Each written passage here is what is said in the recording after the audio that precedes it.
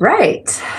Okay. Good morning, good afternoon, good evening, everyone. Greetings from Daegu, South Korea, where I currently am. I am Rachel, also known as the Creative Contessa, and welcome to my travel chat, the travel buzz. What am I calling this travel chat? The travel buzz. Welcome to the travel buzz, a new series I plan on doing on a weekly basis, during which we will be discussing travel news and also travel tips, and during which you will have an opportunity to ask me whatever questions you have vis-a-vis travel. I have been traveling. What are my credentials, you might ask, for this, just joining this stream or finding this video somehow by stumbling through the recesses of the internet. I have been traveling basically since I was an infant. My first long distance flight was from Philadelphia or Baltimore to California to San Diego when I was 5. So I have a great deal of experience flying all over the world. Takeda, welcome. Thank you for joining.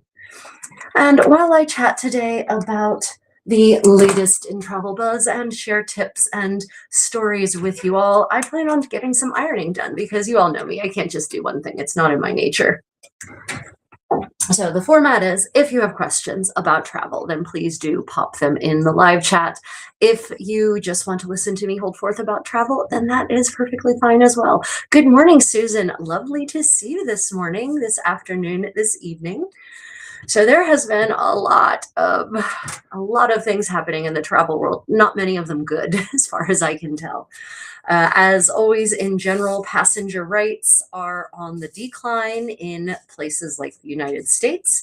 So the Trump administration just rolled back, basically permanently, indefinitely paused and delayed the implementation of Biden-era passenger rights proposals they didn't have time under the Biden administration, unfortunately, to implement them.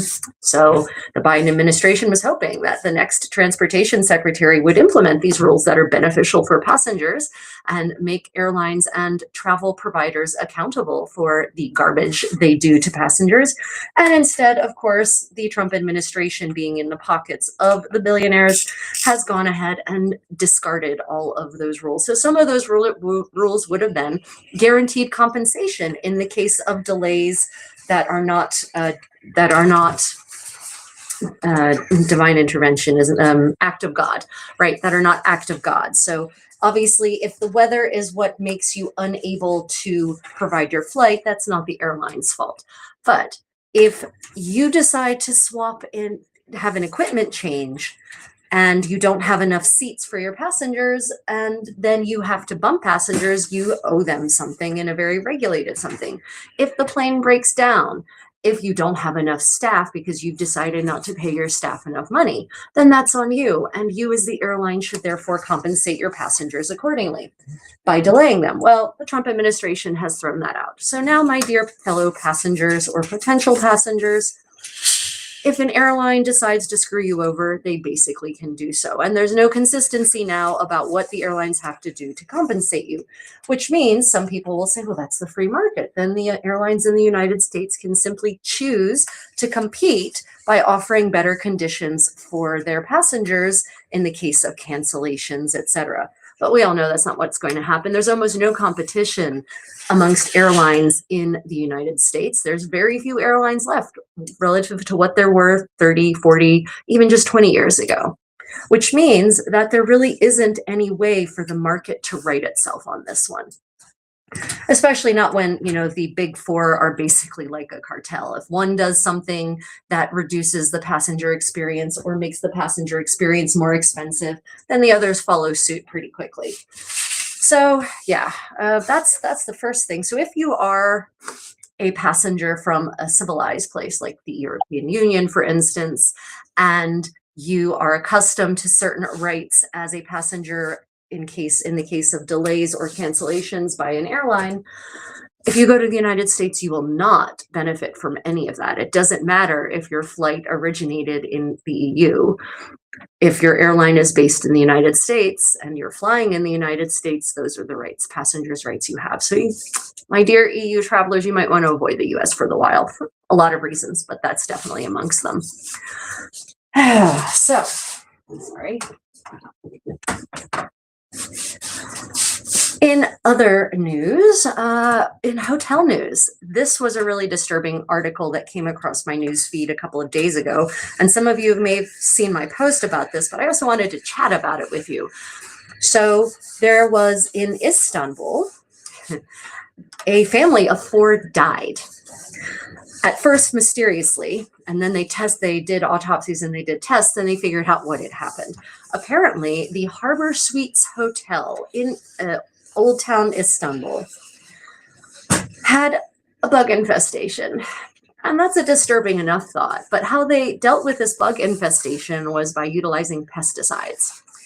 And so they utilized the kinds of pesticides that I suspect one would normally use in an outdoor environment. And apparently those pesticides, and I forget what kind it was, the metabolite from those pesticides, the breakdown compounds of those pesticides coated the entire room, the entire hotel room. It coated their towels. It was on every piece of furniture because the authorities went and did swab testing and found it everywhere they'd swabbed. And apparently these metabolites were toxic enough to kill this family one by one. They first went to the hospital because they were sick. The hospital treated them for probably not the right thing and sent them back to the hotel. They continued to get sick. They got much sicker and 2 days later went back to the ER. They were admitted this time. The children died, then the mother died, then the father died. So I never in my wildest imaginings would think I should check whether this hotel has a bug issue or has had a bug issue. What kind of pesticides does this hotel utilize to deal with a bug infestation? So I'm not even certain how to use this new awareness to guarantee that I don't end up in a hospital with pesticide poisoning when I'm traveling someplace foreign. According to the news article, it seems that Turkey might not have the best regulated tourism industry in the sense of regulations for hosteleries and lodging. And so it could be that they actually need to keep a tighten the oversight on their hotels and their establishments to make sure they're not utilizing chemicals that will go toxic easily and commonly. Apparently other people in the hotel also reported getting sick.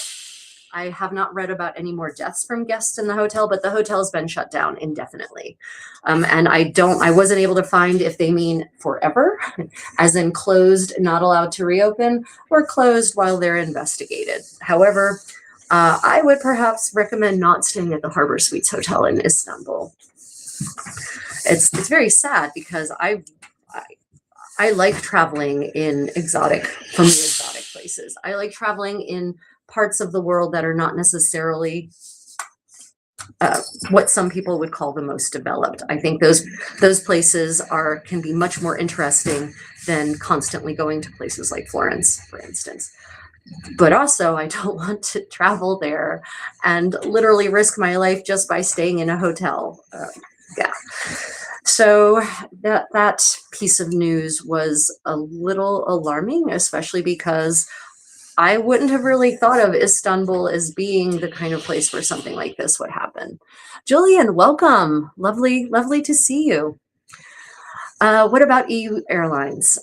Susan, so speaking back to the topic of passenger rights in the European Union, right? So the European Union has very stringent passenger rights, and Americans often fail to take advantage of this because they're unaware of it. And I will be honest, some airlines are not necessarily the most scrupulous about letting their American passengers know about this. So basically, there are very strict and what I would consider reasonable compensation rules for delays above a certain amount of time. And I don't have I don't have it memorized, and obviously regulations can change and things can, numbers and figures can be updated for inflation to account for inflation. But basically above 3-hour delay, you are entitled to pretty decent amount because the European Union recognizes that for travelers, time is money, right? Whether you're traveling for business or not, if you are delayed in getting home from a trip, this might mean you have to miss work This might mean you have to utilize extra personal time off. This might reduce your productivity and it make you more tired than you would normally have to be from what is honestly generally an exhausting experience, speaking of traveling. So the EU has very beneficial, and you can easily look them up. Very easy to look up. Oh, wow, this did not get clean at all. I'm going to have to run this through the machine again. I guess I'm going to stop ironing this now. It needs to be stain treated. Okay.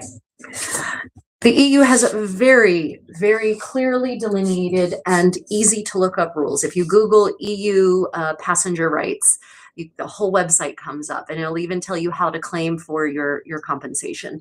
My family, a couple of years ago, actually 3 years ago, almost exactly, we took a family visit trip to Germany, and sorry, I just realized my fireplace is about to recycle. I like having the Netflix fireplace on in the background because it makes it feel all cozy in here. Anyway, 3 years ago, we made a trip to sort of central and southern Germany. We stayed in Bayern in Bavaria. And on the way, at the back end of that trip, we were flying out of Frankfurt, and my family experienced delays on their Lufthansa flight, an overnight delay, and that was not weather related. So it was a staff shortage actually. And I told them, because they weren't tracking at the time, that Lufthansa owed them more than just a hotel room. They owed them actually a significant amount of financial compensation for that delay for each of them. So yeah, if you are flying in the EU and your flight gets delayed, then you should absolutely look up your EU passenger rights and submit your claims for compensation.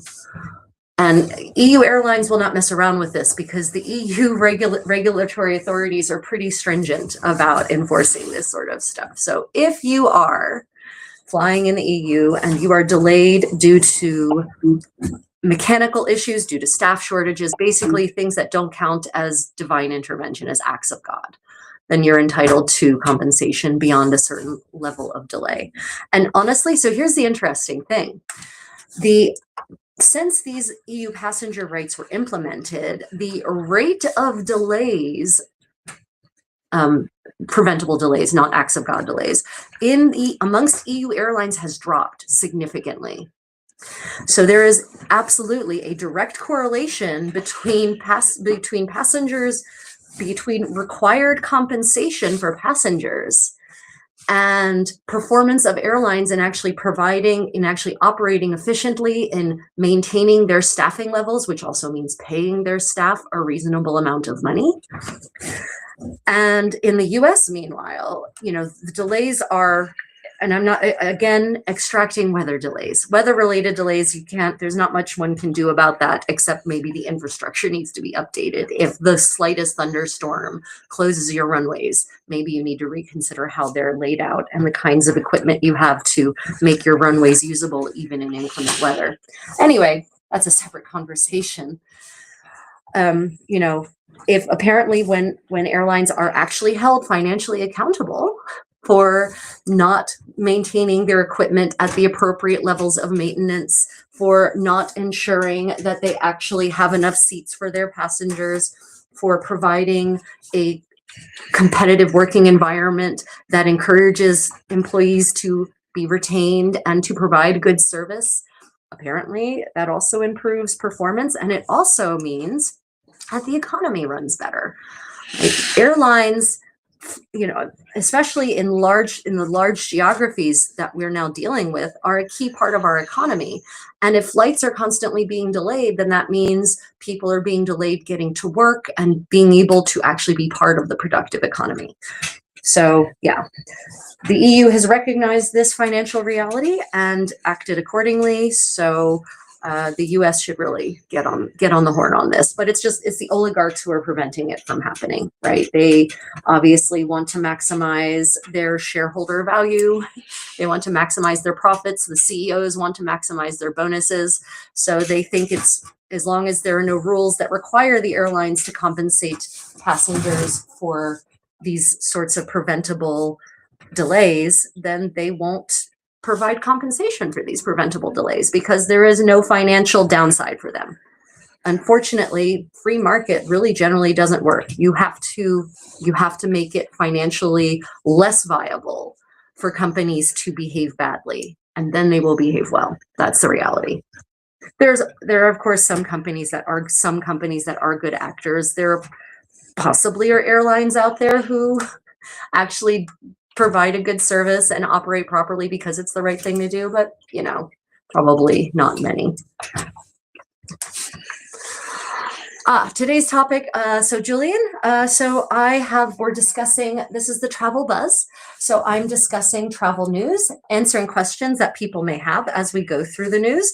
And then I have a series of tips for people flying an economy class, how to have a comfortable economy class experience.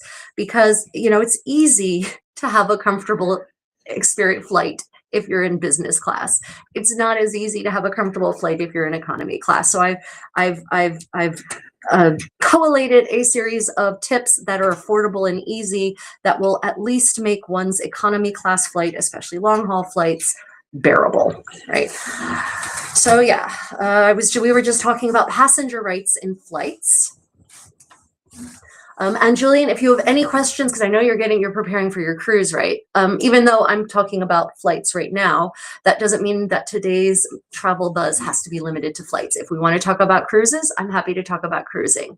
If we want to talk about, exploring different places, for example, if you're stopping in a port and you want suggestions on what to do in a port, I will happily address that. I'm just trying to provide a framework to today's live stream by discussing the travel news, answering questions about it, and expressing my very subtle opinions about it, and then, providing some actual concrete tips for today. Yeah, so today's live stream has a framework, but it is completely a flexible framework. Yeah. For those of you just joining, welcome to the Travel Buzz with the Creative Contessa. I am the Creative Contessa. My name is Rachel, and I'm here to share my travel experience with you and also to hold forth on the subject of travel. Yeah. So let's see, what else did we have in the news today? Oh yes, actually this is a cruising topic. Julian, you might find this interesting.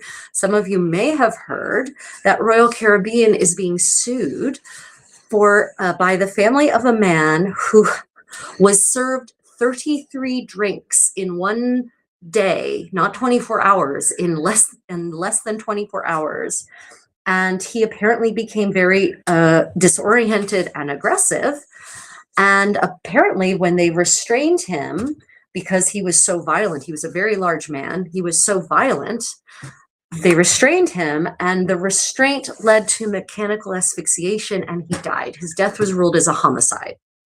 So the family is suing Royal Caribbean, and part of the thing they're suing them over is the irresponsibility of serving this man 33 drinks in the period in question. Apparently he had brought the all-you-can-drink drinks package, which I can't even imagine how much the all-you-can-drinks drink package must be. On Cunard, a 12 drinks drink package is crazy expensive. It's like $160 per person or something like that per day. So the family has sued because they are blaming the cruise line, not necessarily entirely for having overserved him, they say, but specifically for the manner in which he died because of the mechanical asphyxiation.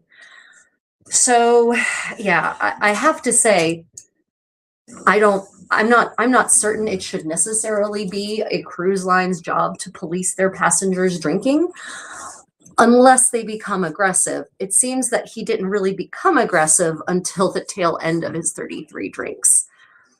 The part where I might agree with the family on this is the mechanical asphyxiation part. It sounds like perhaps they applied an irresponsible amount of force to lead to his death. As I said, the medical examiner did rule it as a homicide, not as death by misadventure or death by misadventure. Now, granted, a medical examiner ruling it as homicide is not the same as criminal charges of homicide. I'd like to make that clear.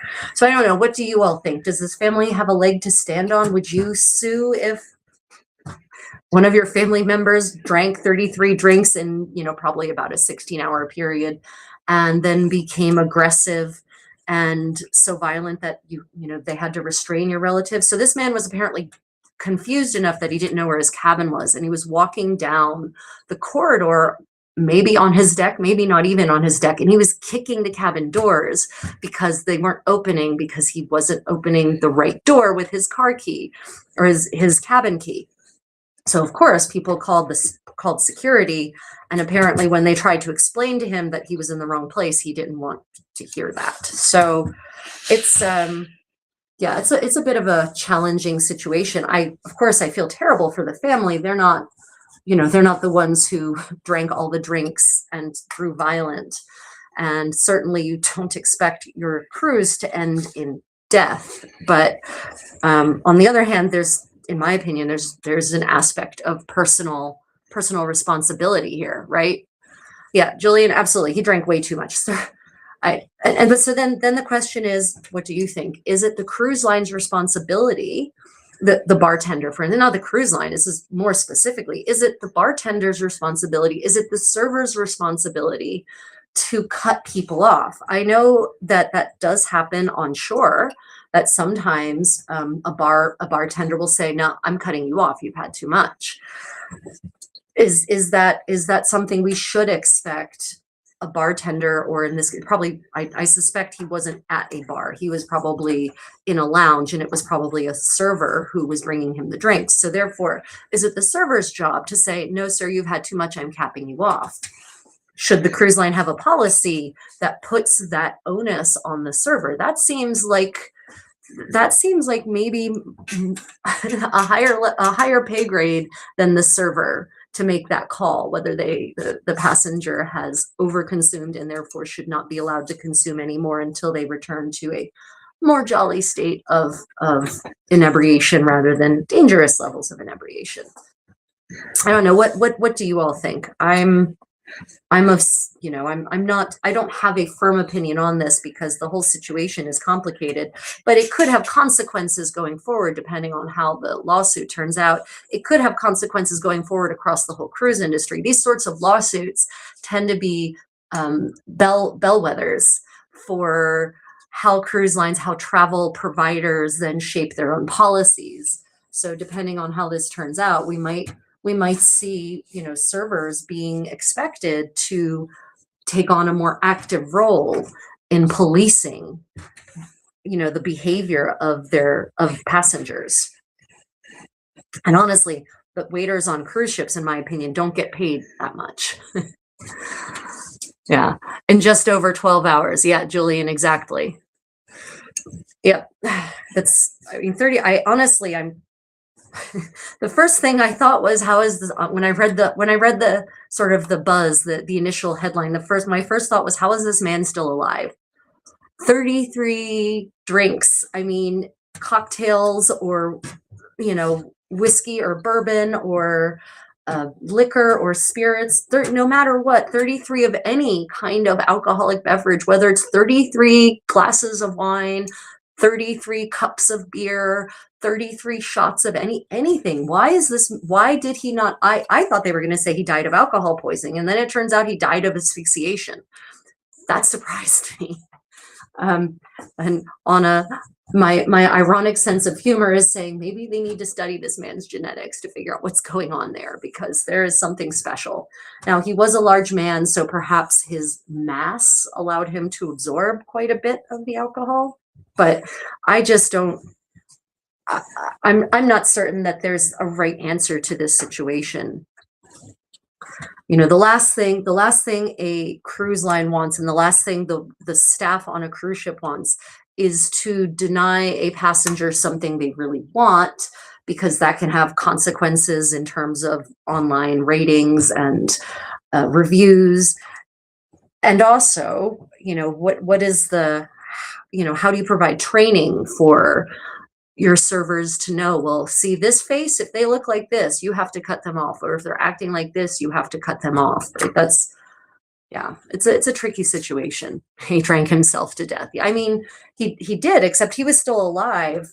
He didn't drink himself to death. That's the crazy part. they restrained him and he was asphyxiated. The cause of death was asphyxiation, mechanical asphyxiation, because he was so violent. They had multiple staff had to restrain him at once. And basically they were sitting on him, kneeling on him, and they prevented his lungs from expanding, and he died that way. So it actually wasn't the alcohol that got him, which is crazy. Yeah, so that was some news. Oh, Julian, I'm sorry, I just got back to the comment. You're in Southampton right now, ready to embark on the QM. Yeah, so for those who don't know, Southampton is a major cruise port in the United Kingdom, and that is the cruise port from which many of Cunard's ships depart. And it is famously, of course, the port from which certain cruise ships have departed for ill-fated journeys. We actually like the Port of Southampton. It has a lot of fantastic historical buildings to visit. Julian, have you been visiting any of the lovely historical buildings? There's a fantastic Tudor house very close to the harbor, actually, that is a museum, and I forget what it's called, but it actually has quite a few interesting objects from daily life from the 16th century, and the interior is still very much in a 16th century state. It's a beautiful, beautiful house. And of course, you can actually walk a lot of the medieval walls of Southampton. Many of them have been preserved, so you can walk the perimeter and visit some of the little towers. We enjoy Southampton. You know, it did suffer some damage during World War II. It was a major harbor, major port, of course. So there's some church ruins, medieval church ruins that have been left ruined on purpose so that people can appreciate the kind of violence and horror that war can have upon a people trying to just live their lives. Yeah, we really like Southampton. So that's the big news from the cruise. That's the most recent news article I've read in terms of cruising news. There's actually been a couple of overboard deaths recently too. So if you're on a cruise and they tell you to not go out on deck because of bad weather, don't ignore the warning. Don't go out on deck anyway because you think you're going to be fine in high seas, just because you want to get some fresh air and get that Instagrammable shot of rough waters, right? Don't ignore that, please. The ship, the captain and the crew generally have a good idea about what is a reasonable amount of roll and pitch on a voyage and what will lead to people falling off the deck. So please go abide by that. On our recent cruise on Queen Victoria, there were a number of times where we saw people ignore the safety straps that were blocking the doors from the promenade deck and people just going out anyway. I think that's inconsiderate of the crew whose their main priority is passenger safety. Everything else is secondary. Passenger experience is secondary. Food is secondary. Primary priority on a plane or a cruise ship is passenger safety. So try not to override their attempts to keep you safe, please. No, not yet. It's 2 in the morning here. Oh, Julian, you're right. Is it? No, it's not 2 a.m. It should not be 2:30 in the morning. You're in Southampton right now. It should be, oh, I guess it is. Yeah, okay. I just realized what time it is. I guess it is. It's not as late in my day as I thought it was. Yeah. Are you jet lagging like a fiend? Is that why you're on? Yeah, so for those who have not been on the Queen Mary or who would like to go on a cruise like the Queen Mary is the only ocean liner in the world, right? There are no operating, because QE2 is an ocean liner and she's still in a harbor in Dubai, but she is not operating. Right? And Queen Mary in Long Beach is also an ocean liner. She's not operating. So the only ocean liner left operating in the world is Queen Mary 2. And what makes her an ocean liner and not just a cruise ship is that she has lots of extra plating in her hull. She has a deeper draft, and she has 4 sets of stabilizers, not 1 set of stabilizers. So she is designed to weather serious storms, whereas cruise ships are designed to generally float placidly around on placid waters. The reason that it is unlikely that any ocean liner will ever be built again is because the things that make ocean liners, that give them that stability, make them much more expensive to operate. Queen Mary consumes immensely more fuel than her sister ships, Queens Elizabeth, Victoria, and Anne. And that's because she is immensely heavier, because she is designed to handle those rougher conditions. But the other thing that comes with that is that she doesn't have as many cabins as some of these super ships, because to make an ocean liner that could then say have 4,000 cabins on it or 3,000 cabins on it, that would require 3,000 passenger cabins, not just crew also. That would be even bigger. So that means that the per passenger, profit is not as high as it's going to be on the sister ships, or they have to charge more for voyaging on an ocean liner. And passengers these days are looking to spend as little as possible, not as much as possible on these vacations. And that's one of the reasons that cruise lines are increasingly nickeling and diming their passengers. So, 40, 50, 60 years ago, cruises were all inclusive, right? All the drinks were included, the food was included, all the activities were included, excursions were included. And over the decades, as cruising has democratized, it stopped being just a luxury experience for a very few and started being an experience everyone wants to have. Cruise ships realize that they need to get passengers on board with these low fares. And then once the passengers are on board, they can just charge them for every little thing the passengers then decide to do. And as time has gone on, the amount that is comprehensive in one's fare, the services and benefits and amenities that are comprehensive in one's fare, that has decreased drastically.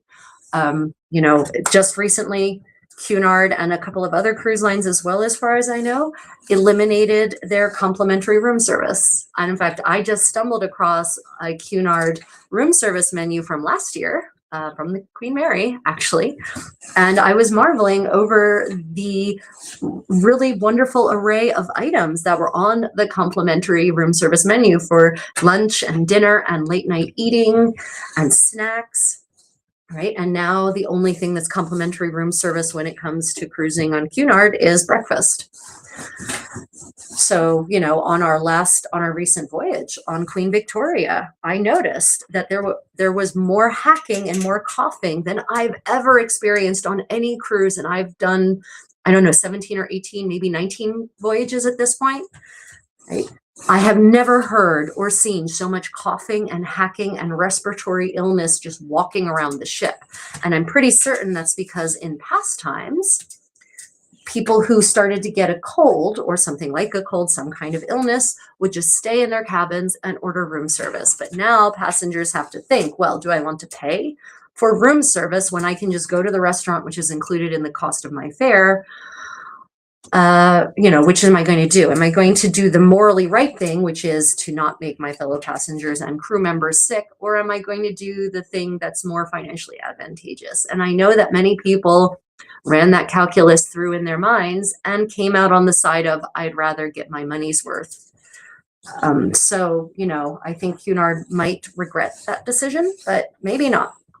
Maybe they don't care if their crew gets sick. On our voyage, a lot of the crew got sick. A lot. The performers got sick. The head singer was so sick. She got so sick. She contracted such a respiratory infection that they had to medevac her back home to Lithuania. Or Latvia. So maybe it was Estonia. It was one of the Baltic states. So these changes that are, saving money might ultimately not actually be saving much money, but that's just the way it is. If I really think about it, the cost of a cruise has not really gone up in the last 15 years, especially if you account for inflation. So instead of increasing the initial fare to get you on the ship, they've decided it's more advantageous, and I'm confident the numbers work this way, to just charge for every little thing that people want to do or consume, and they'll make their money that way. And, cruise lines have been doing this more and more over the years.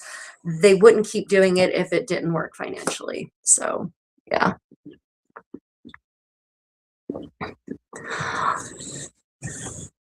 So yeah, back to the topic of ocean liners. Julian says, in short, QM2 sails the seas. Other ships pop up and down in the seas like a cork. Yeah. The Queen Mary 2 absolutely glides across the ocean. She is an amazing experience. And for those who have done a transatlantic crossing in ships other than Queen Mary, they often have a very different set of experiences than if you cross on Queen Mary. Yep. So Julian, do you have any other questions? But since you are about to embark, I'll remind you, bring magnetic hooks with you.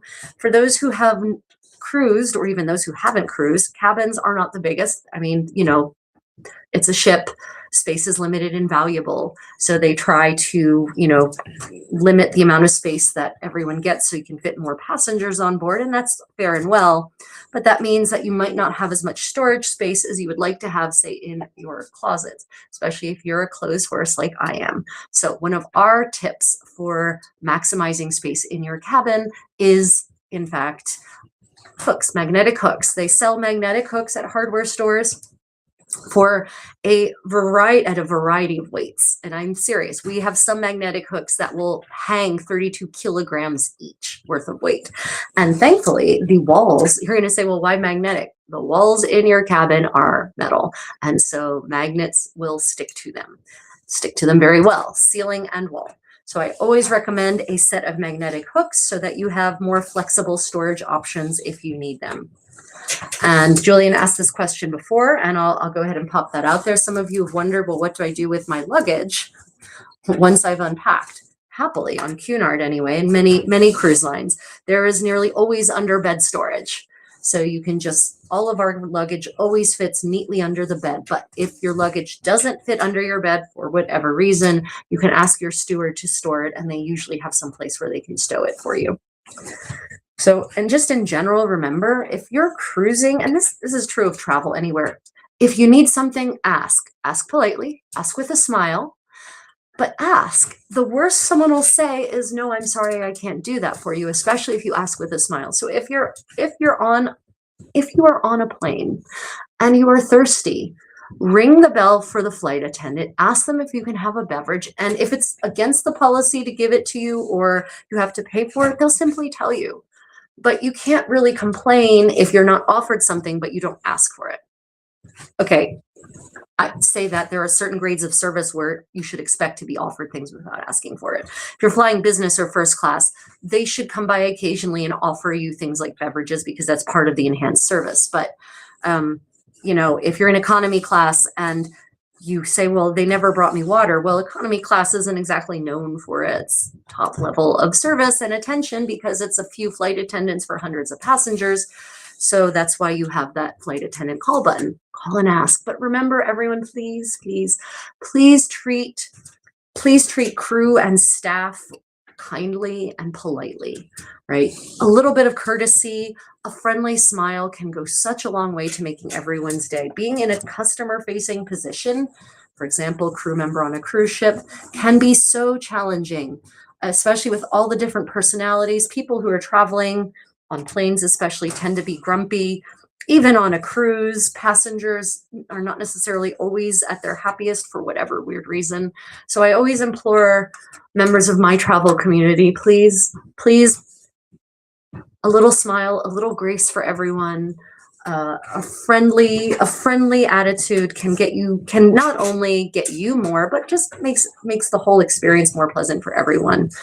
And what is life about if not trying to support each other and bring a little joy to other people's lives? The other thing I like to do when I cruise, especially with staff, is I get to know the staff. So Julian, I really recommend this. If you find yourself eating in the Lido Decal and the King's Court, as it's called on the Queen Mary a lot, Get to know the staff that you see regularly, the people who bring you, who clean your dishes, who take the dishes away, who bust the tables, the people who serve behind the buffet line.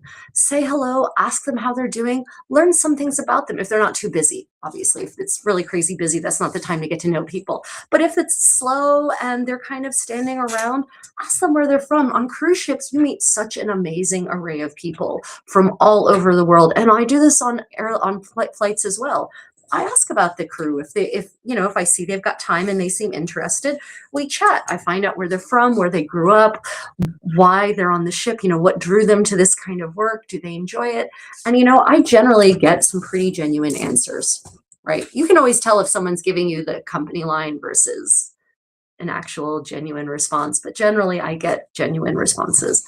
And especially if you're on a ship for a long time, say 2 weeks, 3 weeks, 4 weeks or longer, getting to know the staff also comes with perks because they start providing you with extra service. They start doing extra things for you. They will go out of their way to get you, foods or provide services that maybe aren't necessarily openly included. It just makes, it's a benefit for you too as a passenger to take the time to get to know your staff, your crew, and the staff a little bit.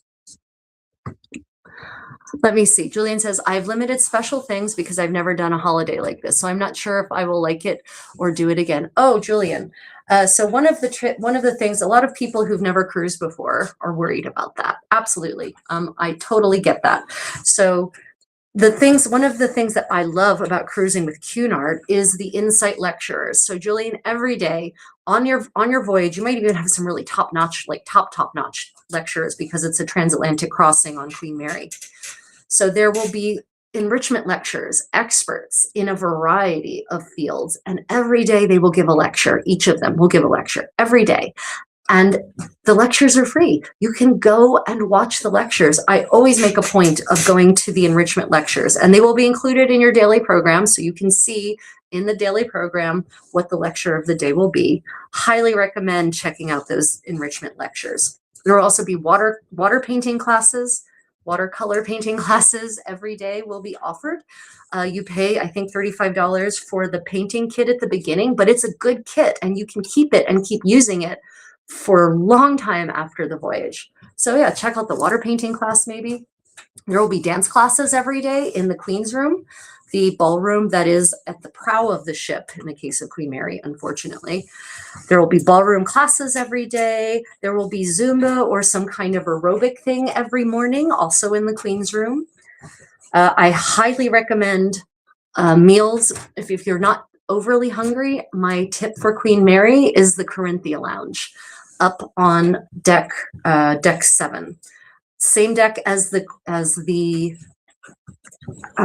King's Court buffet, but a little bit ahead of the buffet, and they have what are called small bites. They've got breakfast small bites, lunch small bites, afternoon small bites, and they're beautifully plated gourmet delicacies, savory and sweet, so delicious.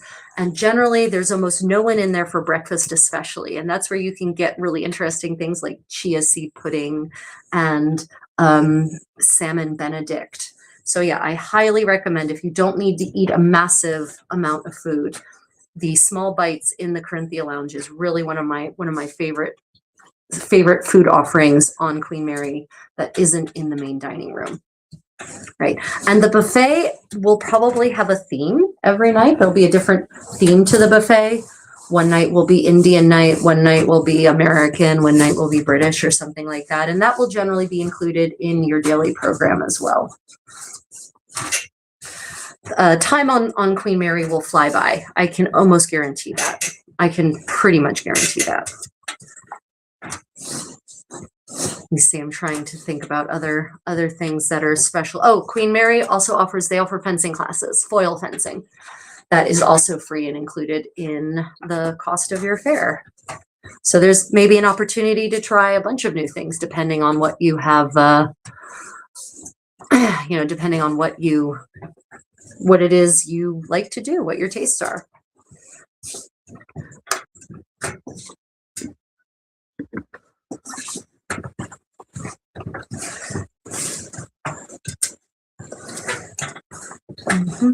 So yeah, cruising for me is one of my favorite kinds of holidays because someone else, my room gets cleaned twice a day.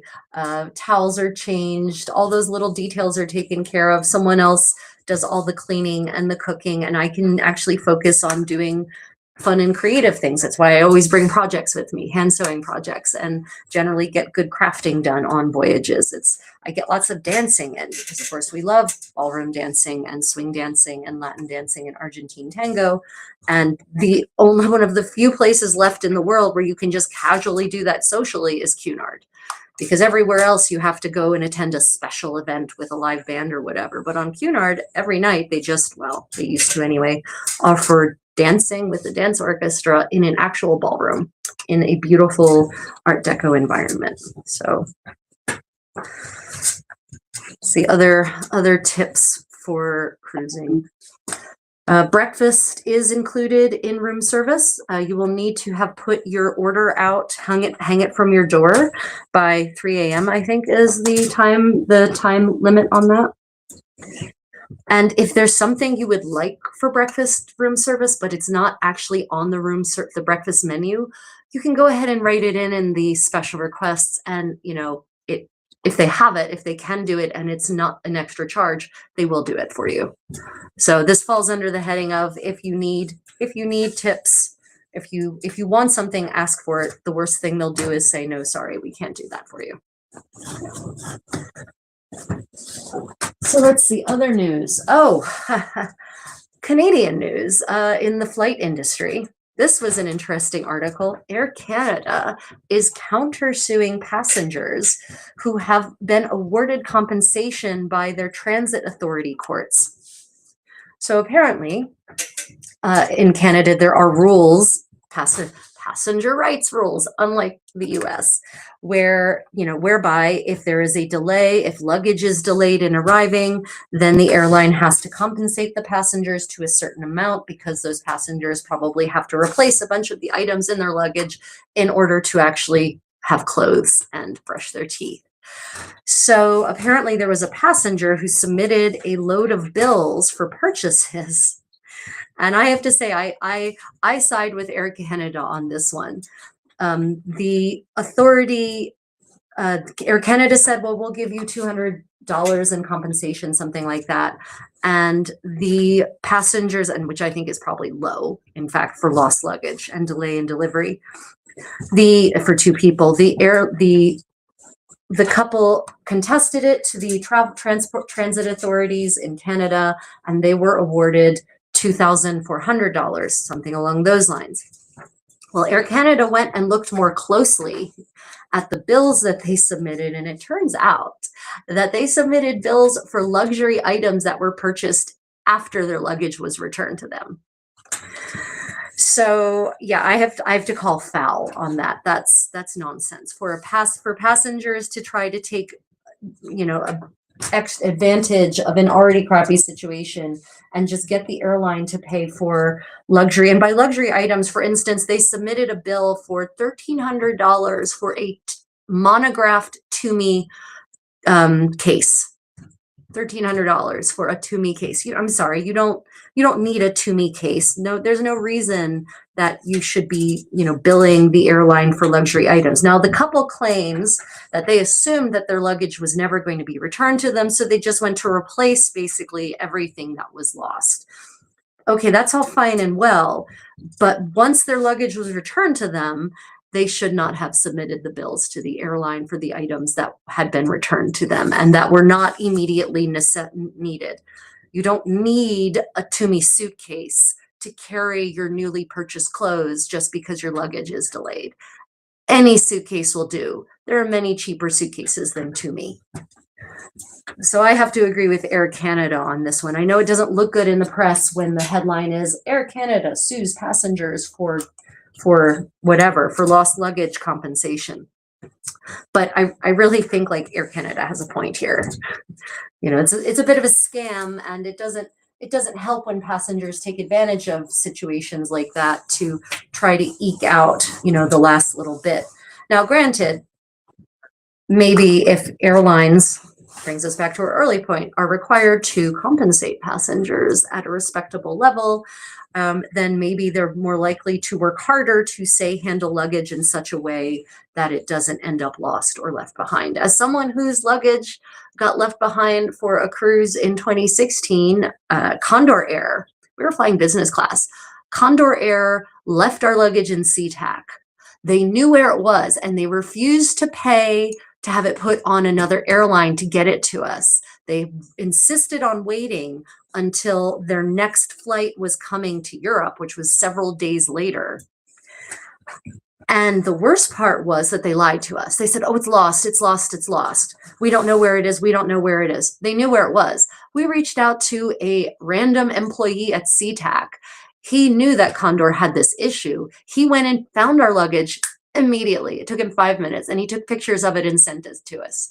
We immediately reached out to Condor and said, our luggage is here. You need to get that shit to us immediately.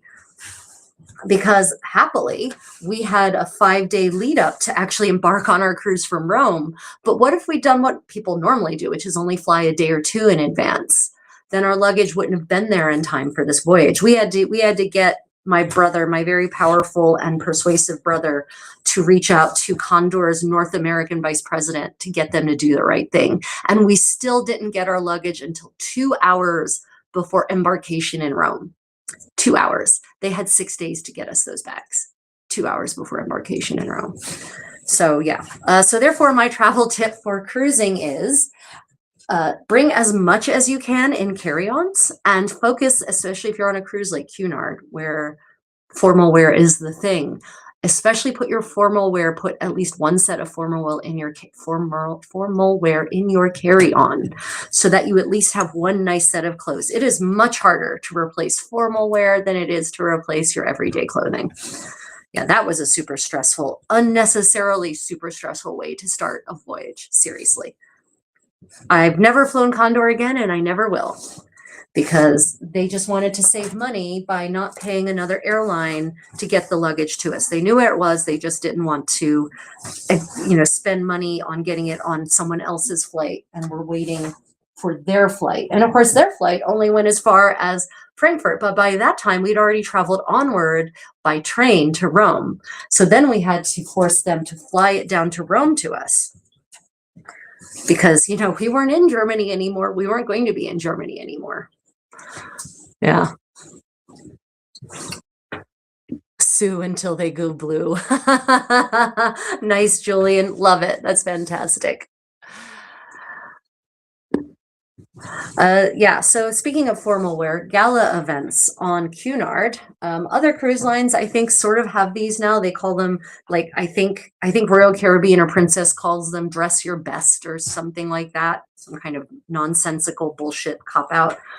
Yeah, the gala events on Cunard, I really love. I love how most people make an effort to dress nicely, and there's a color theme, and sometimes there's something more than that. What are the gala events on your crossing, Julian? Is it Masquerade and Roaring Twenties, red and gold, black and white?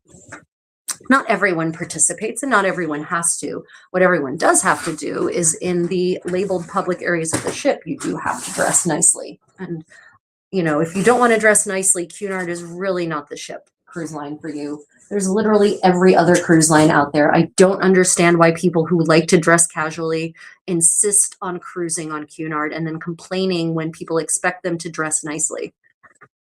It boggles my mind. Yeah. Okay, so let's talk about flight tips. If you are flying, Julian, did you fly business or economy class? If you are flying economy class, you're flying steerage, as it is sometimes charmingly called, then you are likely to not have the most comfortable seat. I was actually watching a TV show from the early aughts and looking at the economy class seats as they were back in the early aughts. They were so much bigger. They were cushier, they had more leg room, bigger trays, like the whole experience on all classes of service in the United States anyway has shrunk. massively. What is now called first class on United States U.S. flag carriers would have counted as economy class in the 80s. Oh, Julian, you're from the UK. I'm sorry. You're from the UK, right? Okay, so then are you flying back or are you voyaging back on Queen Mary? Are you doing the round trip or are you only going one way and then flying back? Right. Must be nice to be able to drive to a cruise port. Oh, what luxury. I've never had that luxury. The closest I've ever come to having that is living in Germany. No, I guess, yeah, no, living in Germany and being able to take the train to Rome. That's the closest I've come to that. Oh, yeah, because the no cruises that I wanted to take were cruising out of Hamburg back then. And only recently did Cunard start going to Hamburg with any kind of regularity and doing embarkations there. And I haven't lived in Germany since 2014. Yeah. Anyway, if you're flying economy class, your experience is probably not going to be super, super awesome. It's just not. It's unlikely, especially if you're on a US flag carrier. I will say, however, if you are flying abroad and you can manage to fly with a non-US flag carrier, do so. Just do so. Your life will be much happier. The economy class experience on Air France, on Lufthansa, on British Airways, on, I forget what the airline is now called that used to be Italy's national flag carrier, the rebranded one, right? So Iberia, if you're flying to Asia, Korean Air, Asiana Air, All Nippon Airways, EVA Airlines, China Airlines, not Air China, China Airlines, Thai Air, right? Your economy class experience is going to be much better and much different than it is on a US flag carrier. Either way, these tips will still make your life happier. So if you're on a long haul flight and you want to sleep is a priority for you, pick a window seat. Now, this is you will have to pay more for it these days. We are long past the days where just, booking your ticket early and being allowed to pick your seat first because you booked your ticket first or because you checked in first and not having to pay more. We're past that, long past that. Now, if you want a window seat, if you want a seat with, either in the aisle or the window, or you want a bulkhead seat with more leg room, those are all going to cost you more. But depending on how much more it costs, it might well be worth it, especially if sleep is a priority for you. Because if you get the window seat, you actually do get a little bit of extra room to your right or left, depending on the window. And you can lean against the wall with your pillow and get more recline in more directions and have sort of more room to shift your body around than you would, God knows, if you were in a middle seat. And if you're in an aisle seat, you can stretch your legs out into the aisle, but then every time a cart goes through or someone walks past or the flight attendant comes past, they will trip over your legs, they will kick your legs, and you'll end up waking up and having to retract it anyway. So window seat is the best seat for long haul economy class if sleeping matters to you. If sleeping doesn't matter, then whatever. But, a lot of people say, well, I don't want to spend that extra money. Well, how miserable do you want these 6 to 20 hours, depending on your flight, to be? And how much is that worth it to you to not be completely miserable? Sometimes the $100 extra is worth it, depending on how much more they want to charge for a window seat or a bulkhead seat. These days, especially the pitch, which is the distance between seats, basically, from the back of the seat to the back of the next seat, the pitch has been decreasing. Pitches have been dropping rapidly like a stone over the last several decades. So, having more leg room can really mean the difference between pins and needles and aching knees and a flight that literally seems interminable and you getting to your destination feeling at least not nearly as beaten up, right? So window seat for the win. And I know that might sound obvious, but also it might not sound as obvious for those of you who haven't done much flying.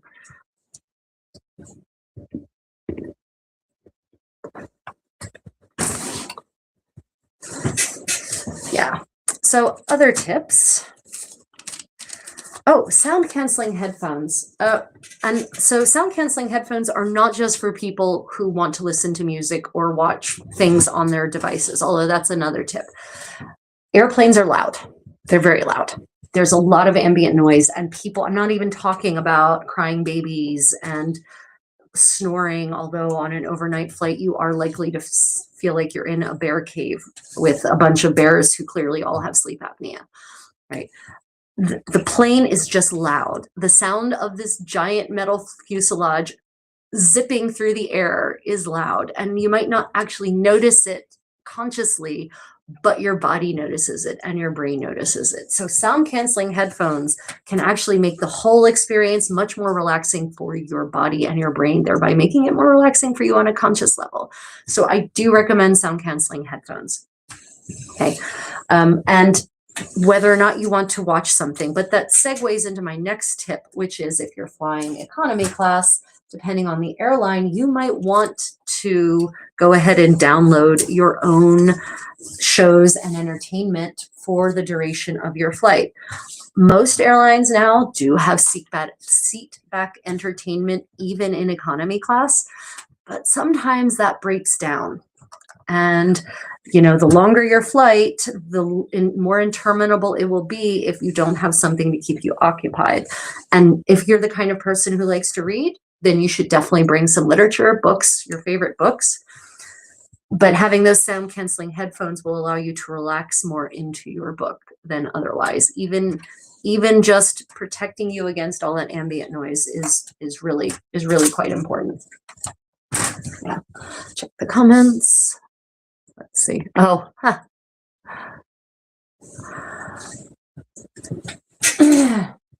wait, Ryan is so Han hasn't shown up yet. Is she still there? Could you go find her and bring her over here? Shoot. There's some orphan live streams that are hanging out, unfortunately. If you are flying anywhere, walk around the airport before you get on a plane. Especially the longer you're flying, the more you should try to get in as much physical activity before you go and sit on that plane as possible. I know a lot of people go to the airport and they just sit. They sit in the lounge, they sit in the waiting area, they sit at a restaurant, they sit at a bar. Don't do that. Do not become a seat potato at the airport. Even if you have a carry-on, especially if you have a carry-on, drag it around, get some exercise, walk around all the terminals that you are allowed, through which you are allowed to walk. Obviously, some terminals are off limits depending on your ticket and your destination, but walk as much as you can, as far as you can before you get on that plane. Your joints will thank you. You will feel more relaxed. You will arrive less exhausted.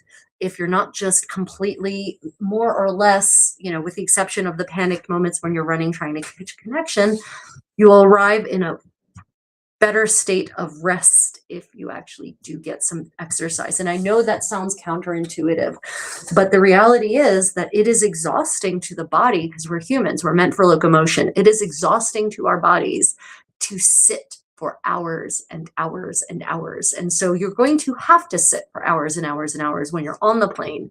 You don't have to sit for hours and hours and hours when you're at the airport. So that's why I recommend walking as much as possible around the airport.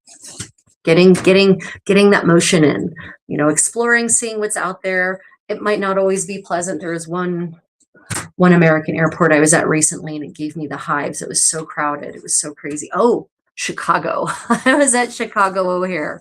Oh my God, that airport, that triggered my claustrophobia on a massive scale, because it's like the whole airport is like this metastasis of an airport. It's Cthulhian in its outlay, and it feels as malevolent as Cthulhu, right? Like an H.P. Lovecraft nightmare come to life in the form of an airport. And it was so crowded, and there was so much construction happening anywhere. So it was definitely not the most fun airport walk I've ever had, but yet I still did it because I knew I would need that exercise. I was getting ready to embark. I was getting ready to board a plane to Taiwan on EVA. So I definitely wanted to get as much exercise as possible before sitting for 15 hours. Which brings me to the topic of mobility on the plane. Even if you are in economy class, there are little micro exercises you can do in your seat that will not disturb your fellow economy, your fellow steerage, your fellow steer, right? For instance, you can just flex your toes up and down very consciously, but use the muscles in both directions. Use the muscles to flex down, so tighten the backs of your calves. Use the muscles across the front of your shin bone to flex up. And do that at regular intervals. Also, rotate your feet, your ankles like this regularly, very regularly, several times an hour, ideally, if you can.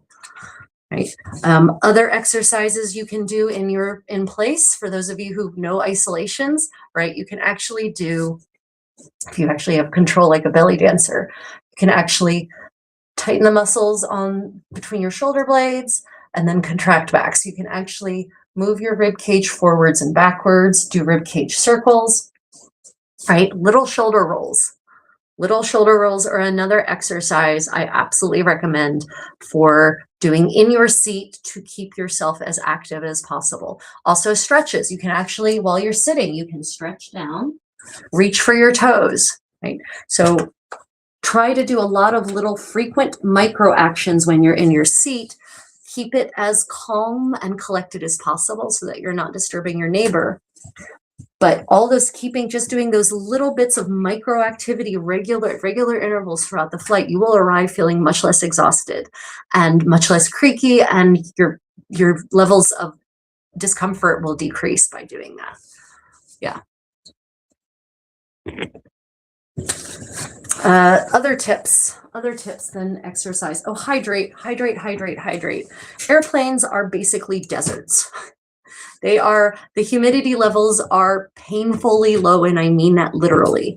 So you want to start your flight as hydrated as possible, and not with whiskey, not with alcohol, not with beer, not with wine, water. Now, if you have some water with electrolytes, that's all the better. And I don't mean sugar. Water with micronutrients in it, great. But water, start your flight super hydrated. And then throughout the flight, drink water every time it's offered. Get more water. Ring if you feel yourself drying out, ask for more water. That's why there is actually a bell to call flight attendants, right? Generally, water is included in your flight, and they will bring it to you if you ask for it. So start hydrated, stay hydrated, and hydra is the key in that word, water. Now, unsweetened tea or tea is also a good option. There's, tea is basically just water with some stuff in it. But you really want to be almost filled to the gills when you board that plane, because the air is going to suck it out of you. And for those of you who care about your hair and you have long hair, braid your hair before you get on that flight, because the air is, again, super dry if your hair is braidable. Braid it. Keep it covered, maybe even wear a little cap, right? A little ski cap or something like that, because the air will dry your hair and your skin out, and you will arrive with lots of frizzies and broken hair. Your hair will just be very delicate after a flight. But if you braid it, it will keep it protected from the humidity, from the arid conditions of the cabin. Oh, there's Han. Let me see. All the water all the time. Oh, there you are. So lovely to see you. I'm sorry you were in the wrong waiting room. I apologize. What is your top tip for the Queen Mary 2 holiday? Top tips. So the QM, so for those who are wondering, QM2 is Queen Mary 2, the only ocean liner left operating in the world, and one of the most magnificent ships out there. My top tip for a Queen Mary holiday. Wow, top tip. Ryan, you're out there. What would be your top tip for a Queen Mary holiday? My top tip is to try everything, right? Especially because this is your first cruise. Try everything, because you don't know what you're actually going to like until you try it. I would say that specifically to the Queen Mary, my top food tip is, as I said, eating in the Corinthia Lounge with those amazing light bites in that gorgeous Art Deco environment. and then just in general, I think my top tip is actually to get to know the crew, get to know the crew, get to know the staff, make relations, build travel relationships with them, because that's going to make your whole experience more personal, and you'll learn interesting things about interesting people, right? People who aren't from the UK at all, in many cases. Not even a lot of the officers aren't even necessarily from the UK. But yeah, to try my, top tip for any voyage on Cunard is to try everything, and to, if you like to dress elegantly all the time. There is no requirement for you to have to dress down during the day and then dress up in the evenings. You can dress elegantly during the day as well. Ryan wears a 3-piece suit generally during the day, or at least he wears the 2 of the 3 pieces. Usually doesn't necessarily wear the jacket all day, but he wears a vest, a waistcoat, a waistcoat, as they say, and trousers and slacks, right? Lean into the elegance of Queen Mary. Oh, actually, no, just thinking. Another top tip for Queen Mary: explore the whole ship. Walk every deck. Wander into every corner. Queen Mary is huge. She's massive, and she's labyrinthine. So there will be spaces that you might not realize are there until you just wander down a corridor.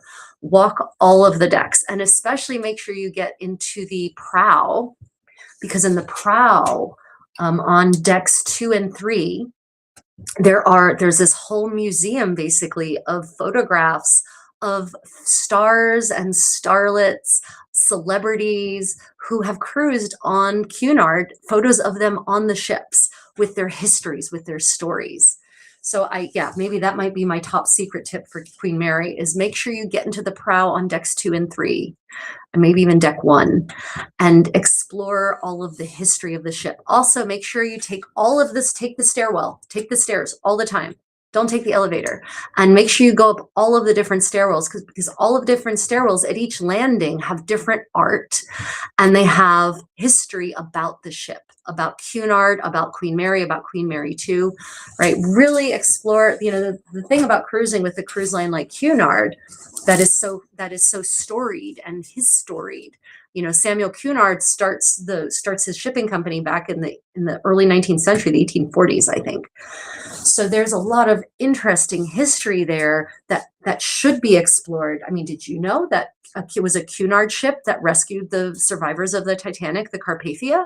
That was a Cunard ship. That was before Cunard had acquired White Star, the ill-fated White Star. Right. So those are the kinds of things you learn by going up and down all of the stairwells and stopping at all of the landings and reading all of the signs. Yeah.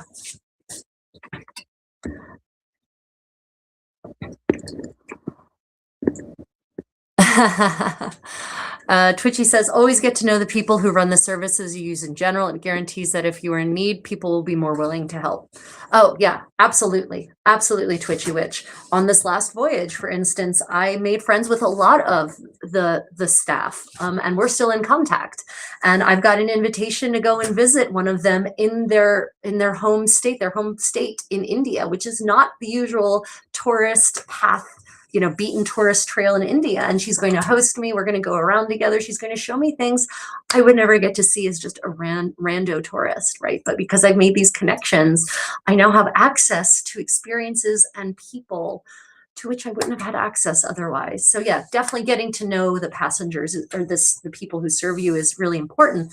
But also, as Twitchy Witch says, when you need something, people who know you and feel a connection with you are more likely to go above and beyond.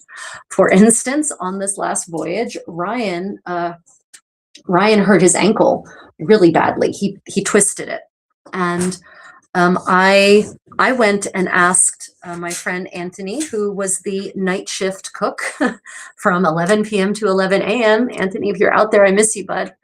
And he's from Uganda. And I said, hey, do you think you would just get me some ice? It was late at night. It was like 11:30 p.m. I said, do you think you would get me some ice? Ryan hurt his foot. And he went and he packed me this giant bag of ice and wrapped it properly and gave me towels so that Ryan could use it for his ankle, because he wanted to make sure Ryan would be able to dance the next day.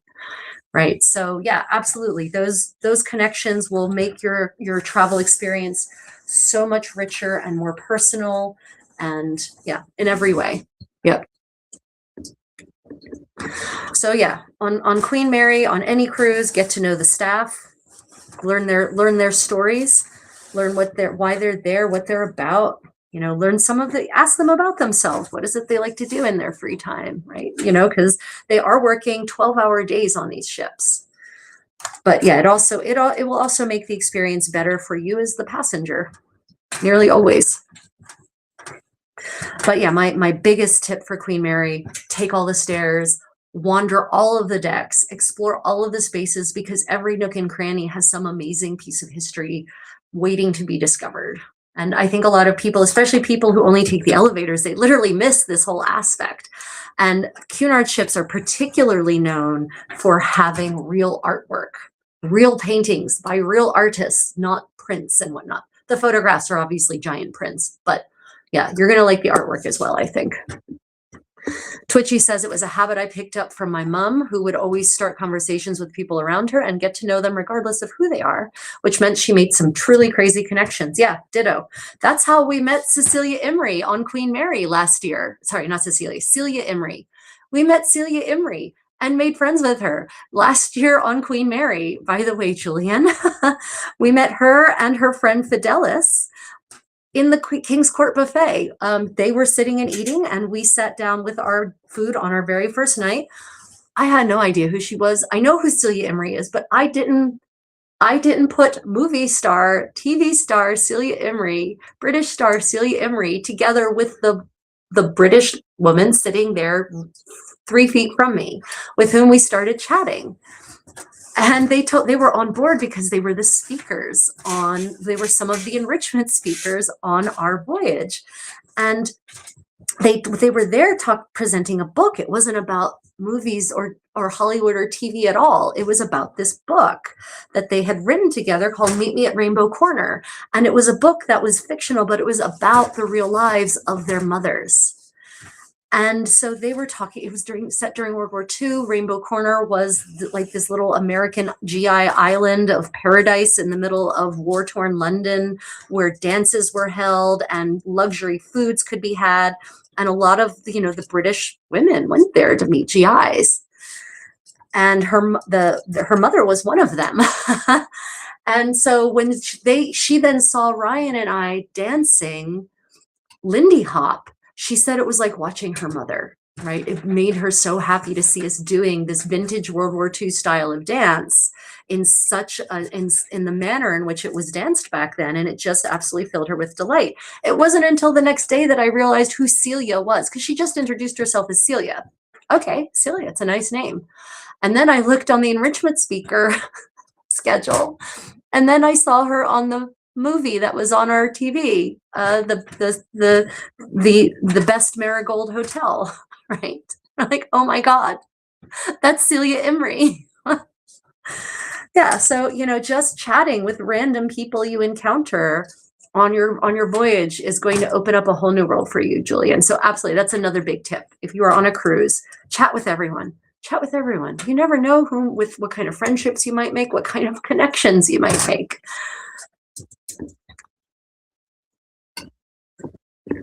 Yeah, Twitchy says face blindness is so handy. I've started conversations with pretty famous people because I just didn't recognize them, only to see the faces of the people around me. Autism for the win.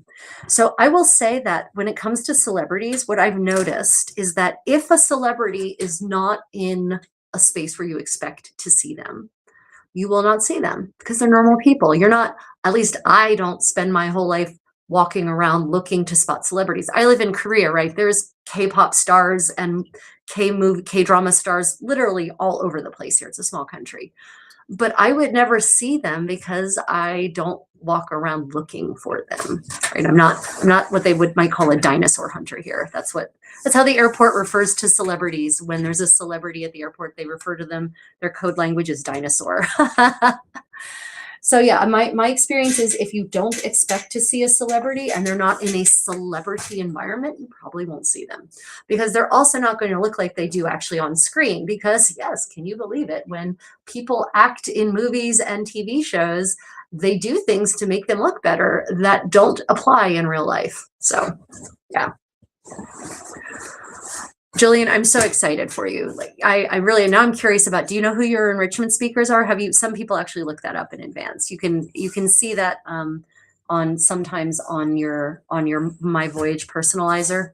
I've never actually looked it up in advance. So I'm always I like to be surprised when I get on board.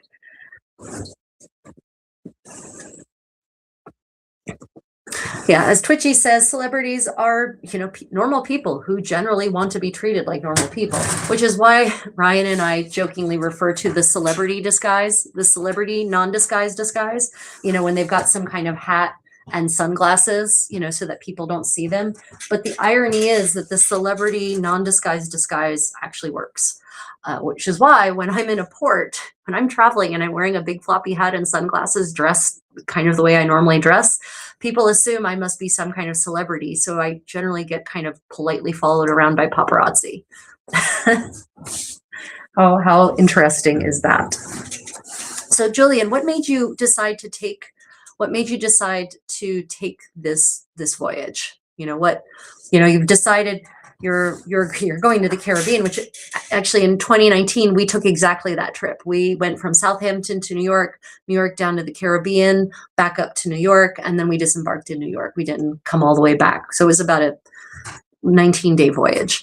What made you decide to do this? So you're going to the Caribbean. The Caribbean, the problem with cruise ports in the Caribbean is that they are generally, in my opinion, the port itself is not where the wonderful things are that you really want to see on these islands.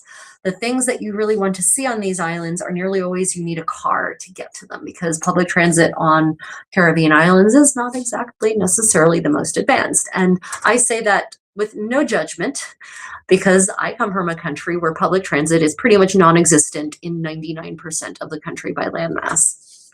So that means you have to rent a car. I don't like having to take cars to go places. I prefer trains, much prefer trains, and I prefer public transit. And I definitely don't want to have to rent a car to go see something if I'm in a port for the day. So that's my big hashtag first world problem complaint about ports in the Caribbean, is that where the ship goes is generally not where the neat things are, which is not to say that you can't at least get out into the port and at least see what life is like there. I like to go to grocery stores. My big travel tip for anywhere is to go to a local grocery store so you can see what it's like, what real life is like. What kind of foods do they have there? What kind of cool, interesting things? What kind of dairy products are locally available? What kind of fruits and vegetables?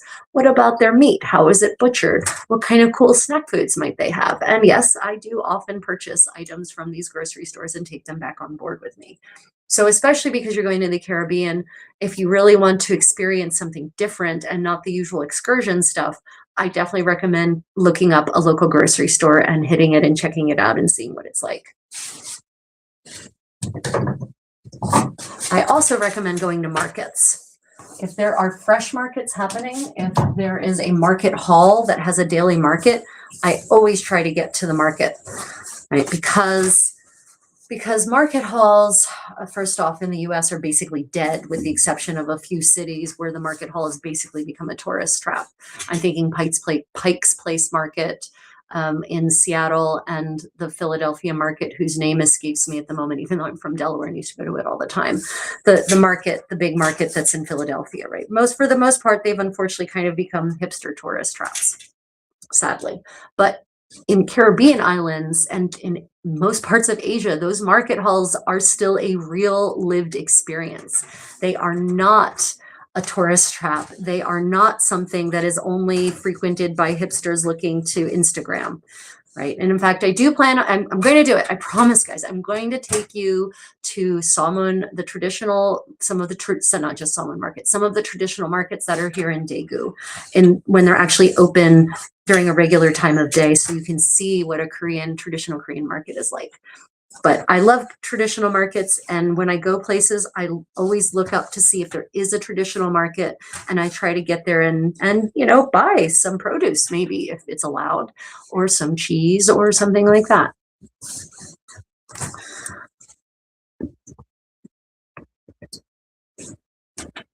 Oh, Julian, no problem. No problem. Jillian, I hope we get to meet in person. No problem. I totally understand if you don't want to explain in a public chat. I really hope we do actually, our paths really physically cross at some point. Hopefully you'll like cruising enough that it's likely we will encounter each other on a ship, for instance, or maybe the next time I'm in the UK, I'll reach out and let you know, huh?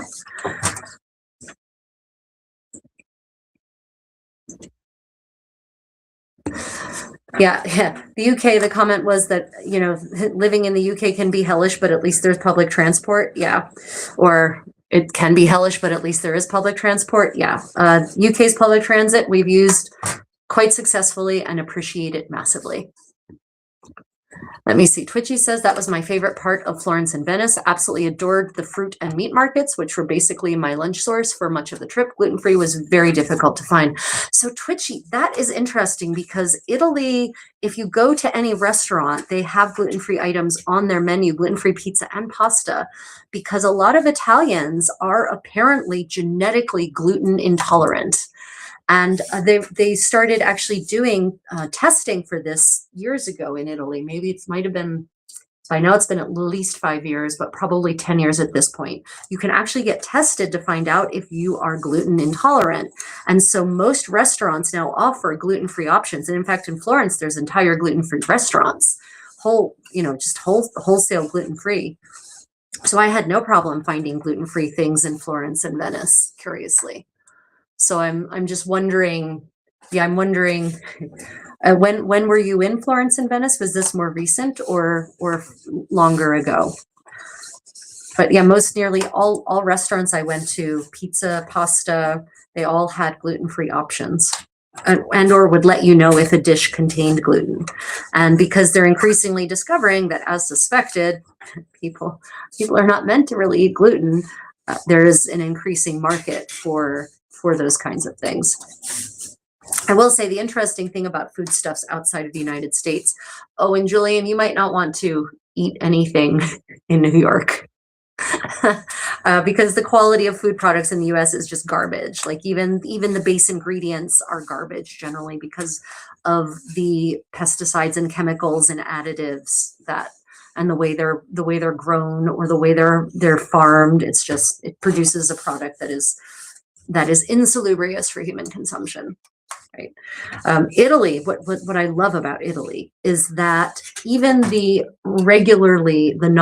non-organic produce is still grown with fewer chemicals, in a much healthier environment, in a much more natural way.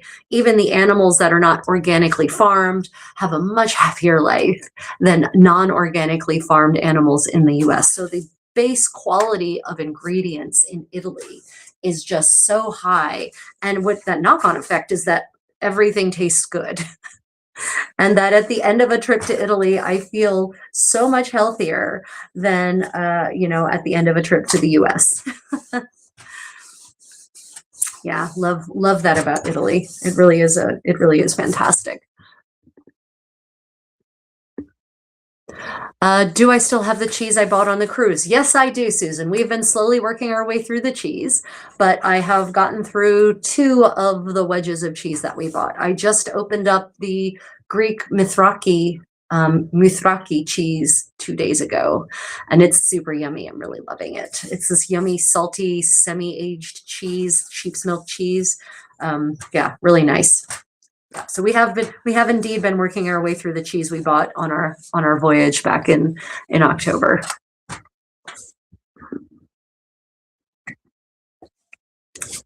Oh, Twitchy, that was back in the 10s. Yeah, you're right. In the teens, it definitely wasn't well known. Yeah, no, I agree, because I was in Italy then too, and it was much more challenging. No, now if you go back to Italy now, gluten-free is everywhere. There are entire restaurants that are gluten-free. So it's much, much easier now. Much, much easier. Yeah, I could see in the teens it was probably problematic. Oh yeah, artichoke and boar. For those who don't know, if you go to Florence, you must try any number of dishes with boar. There are lots of wild boar all over Tuscany. They have a surfeit of wild boar. And so they actually have a lot of wild boar dishes. And one of my favorite wild boar dishes is a wild boar ragu. And it's like tomatoes and boar and onions and carrots and celery and onions all stewed together in this just gorgeous thick stew. And traditionally, the way they eat it in Florence is you don't eat it over pasta, you eat it with bread. You get chunks of bread, you have your stew, and you actually like dip the bread into the stew. I just eat just the stew, or I get some sauteed potatoes and eat it that way because I don't do bread. Yeah, boar is a must-have. If you're in Tuscany, enjoy the boar. 100% enjoy the wild boar. Jillian says, I'm staying on the ship in New York. Okay, so Jillian, I just want to tell you, you will not be staying on the ship. You will not be leaving the port necessarily. So when you cruise into the United States, anywhere you cruise into the United States, you are required, if you're coming from a foreign country, so coming from abroad, not from another American port, everyone will be required to go through immigration. You will be required to take your passport and leave the ship, go down into the port, go through immigration, and then you will have to sit there and wait until everyone has gone, all noted passengers and crew have gone through immigration. And then you will be allowed back on board. So it will possibly be a several-hour wait for you to do that. I'm so sorry, but that is part of the unfortunate experience of cruising into the United States from foreign ports. You will be required to leave the ship, whether I know you don't want to, and I don't blame you, but you will not be allowed to stay on board. You will have to leave to go through immigration, and it will be a hellish process. It will be hellish. So I'm just going to prepare you for that mentally now. Yeah, not super great. Han says, I really want to go back to Italy. It's finding a good enough travel companion. Well, Han, Chica, we clearly need to make some travel plans to go to Italy together, is what I hear you saying, because I think we would be really excellent travel partners. I know for a fact we would want to see the same things and eat the same foods. So I think we need to get together on Discord and chat about maybe some travel plans. If you are interested, let's chat there. Yeah, I'm sorry, Julian. I hate to be the bearer of that news, but now you can at least mentally prepare yourself for the experience. It's horrible. But here's my tip for that. If you are going into Red Hook, if you are cruising into Brooklyn, into Red Hook, right, into the Brooklyn Cruise Terminal, and you get down into the luggage area, if you pay a porter to carry your luggage for you, you get to go through the express line at immigration. You don't have to wait behind 1,000 people to go through immigration. You get to jump to the very front of the line. And the porters work on tips only. So you can just give them a $10 bill, whatever, $10, $20, whatever, and they will just whisk you out ahead of all the lines, which means I know you don't want to go into the city necessarily, but because you kind of have to wait anyway to go back on the ship, you might want to take the chance to just get out and stretch your legs out on solid ground. And like I said, you can avoid the line at immigration at Red Hook Cruise Terminal by paying a porter to get you through. Hinky as hell? Hell yeah. It's super corrupt, but there's little more that screams New York City to me than that kind of money gets you ahead of the line situation. Oh yeah, the Camino Inglés, absolutely. I've been wanting to do that pilgrimage for a long time. Han is talking about doing the road to Compostela, right? So yeah, absolutely, 100%. I've been wanting to hike my little tail to Compostela for a very long time. In fact, I have a friend who's done it, did the whole thing from Roncesvalles, from France, all the way to Santiago in one trip. Took them a month. Bribery for the win. Frankly, it works very well, and it saved my disabled ass a lot. Yeah, in theory, I object to the idea that money should get you an advantage over other people. On the other hand, the people waiting in that line for immigration, they certainly all at the cruise port coming off of Queen Mary all could afford $10 or $20 for a porter if they wanted to get to the front of the line. So, that's my tip. That's my tip, Julian. Pay a porter to get you past the line, and then at least you can get out and just walk around while you wait for everyone else to get through immigration before they let you back on the ship. That's my pro tip there.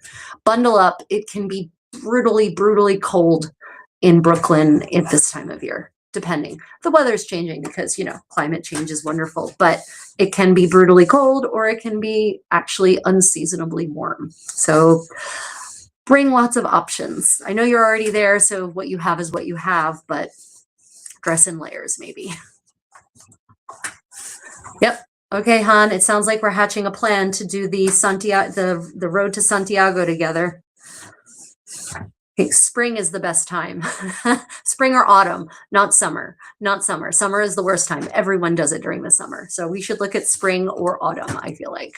Yep, definitely. Okay, let's see. Other tips for traveling. When you're traveling, when you're flying, when you're traveling anywhere, eat lots of fresh fruits and vegetables, not processed food. Try to avoid the processed food as much as possible. This ties in with stay hydrated, especially when you're flying.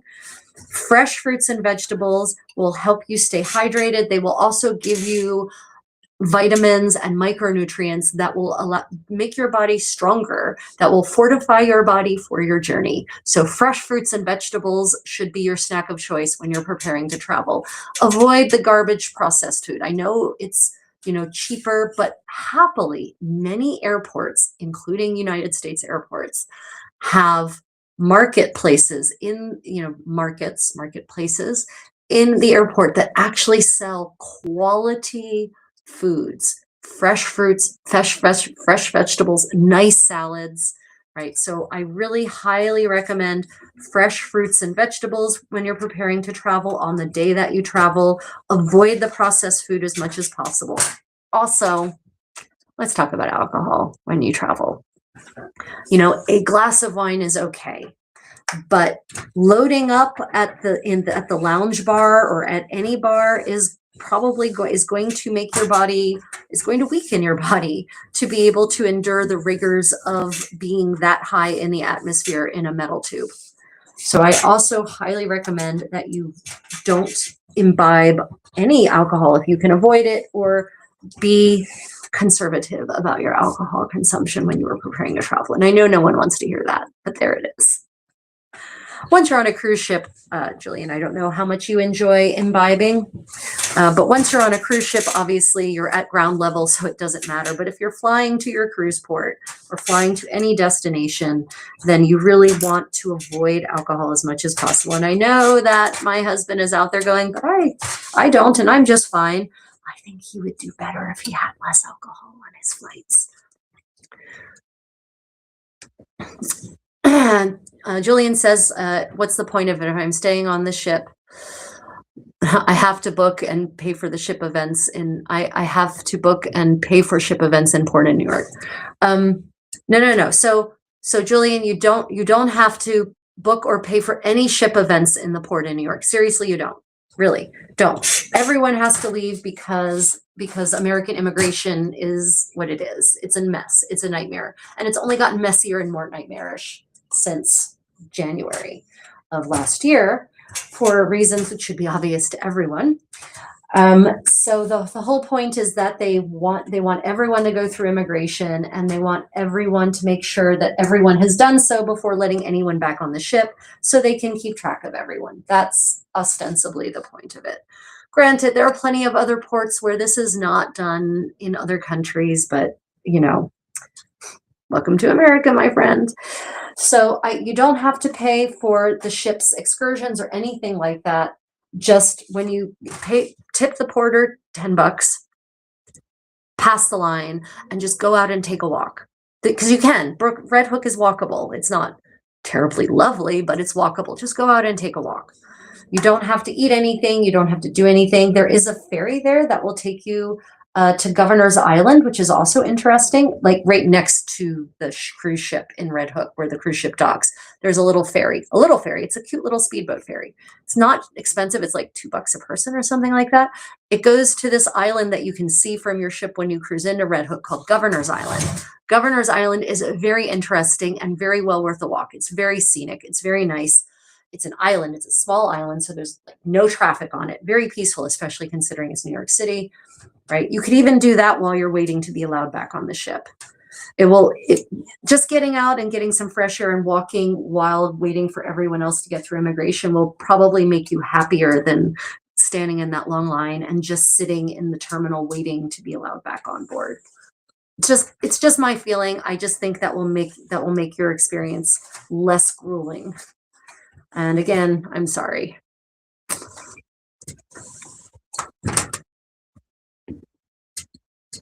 Yeah, back to my comment about alcohol. Han comments about being a teetotaler. Yeah, I'm a teetotaler too. I just wish that more airlines actually had quality tea on their flights. Unfortunately, for the most part, you're going to get garbage quality tea sweepings. Sadly, is what you will end up being served. Not the best. But on certain airlines, sometimes ones you wouldn't expect, you will definitely get quality tea. Japanese airlines always have quality tea, quality green tea anyway. Ava Airlines has some of the best tea of EVA Airlines, best tea of any airline I've ever flown. Really, just, oh my God, so good. So amazing. British Airways, completely disappointing. Garbage, Twinings, tea sweepings.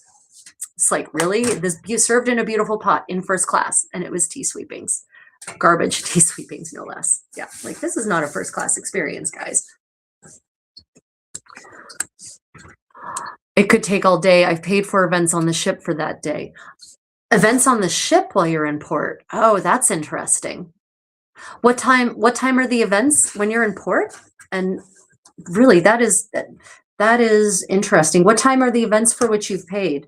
Then, okay, so if you have some kind of on-ship activity, then I don't know, they might have some special arrangement then with immigration to make sure you're back on board on time. It won't take all day. It will take a couple of hours. Usually by noon, it's done and everyone is back on board.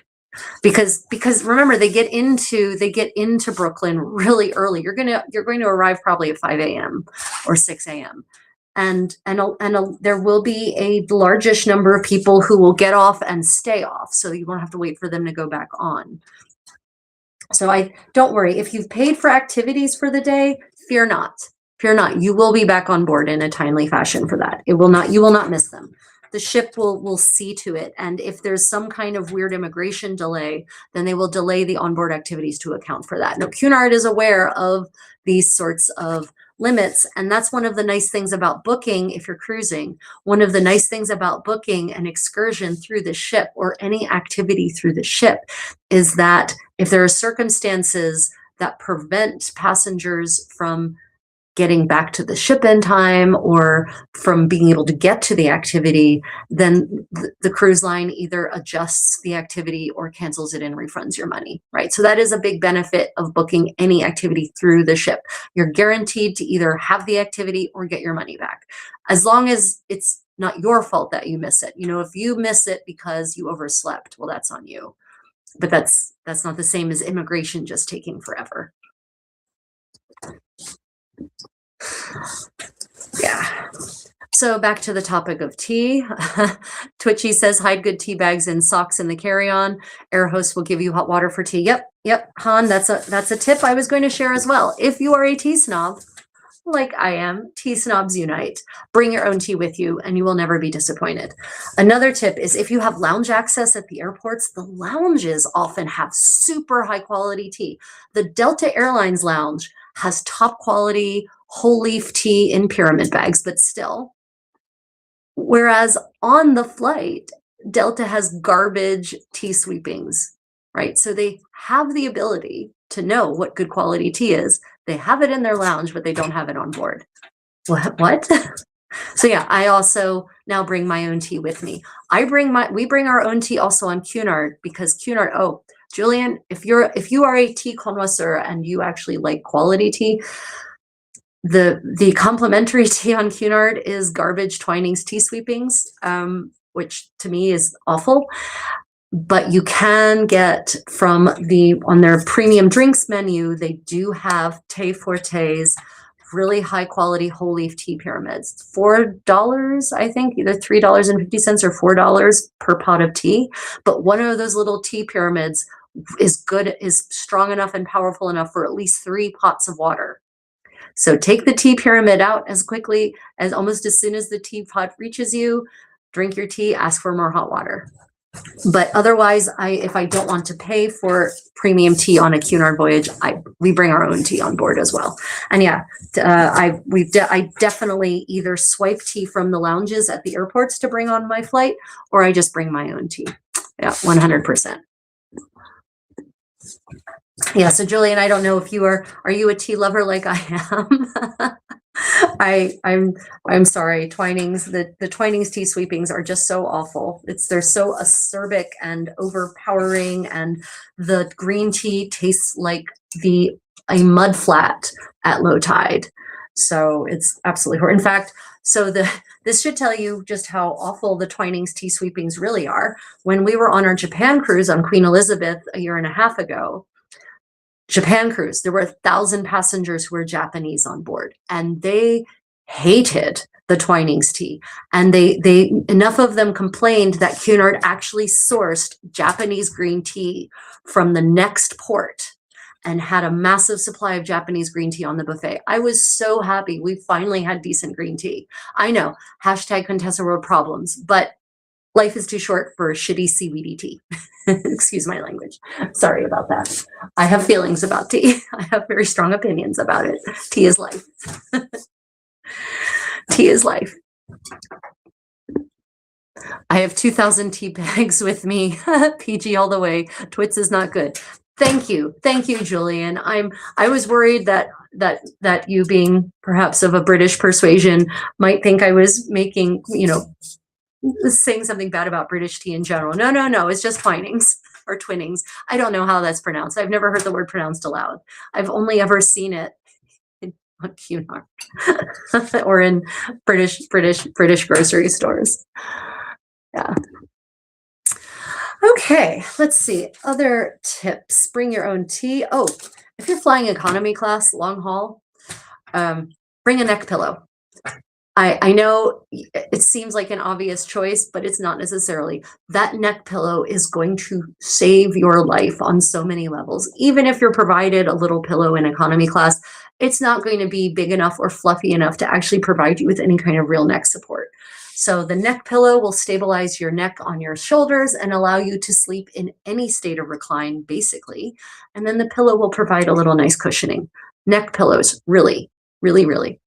Masks are another thing. I learned during COVID, this was very interesting. I learned during COVID, because I was wearing a mask when I was flying, everyone was for the most part, that I arrive at my destination feeling much better and much more hydrated because I was wearing a mask the whole flight, except when I was eating or actively drinking, right? My mouth and nose were covered, which meant there was a much lower rate of passive dehydration from the lack of humidity, the aridity of the flight.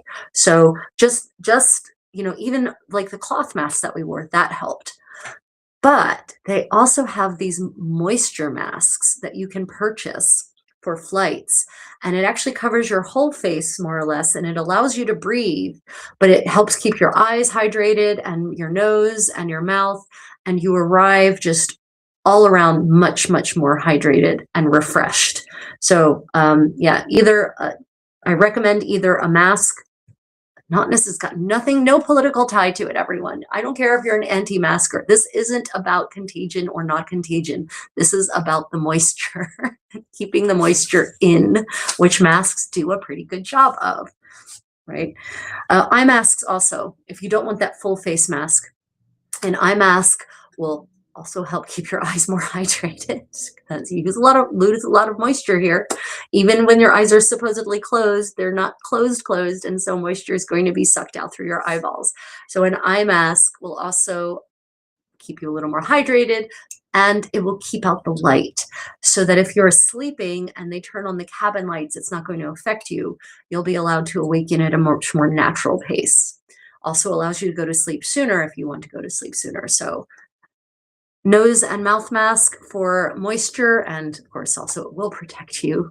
At least it will protect other people against contagion that you may be carrying.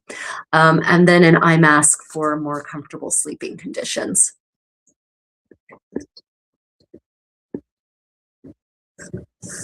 Back to tea. Julian says its nickname is Twits because it's cheap and crap and you only see it in cheap hotels. Nice.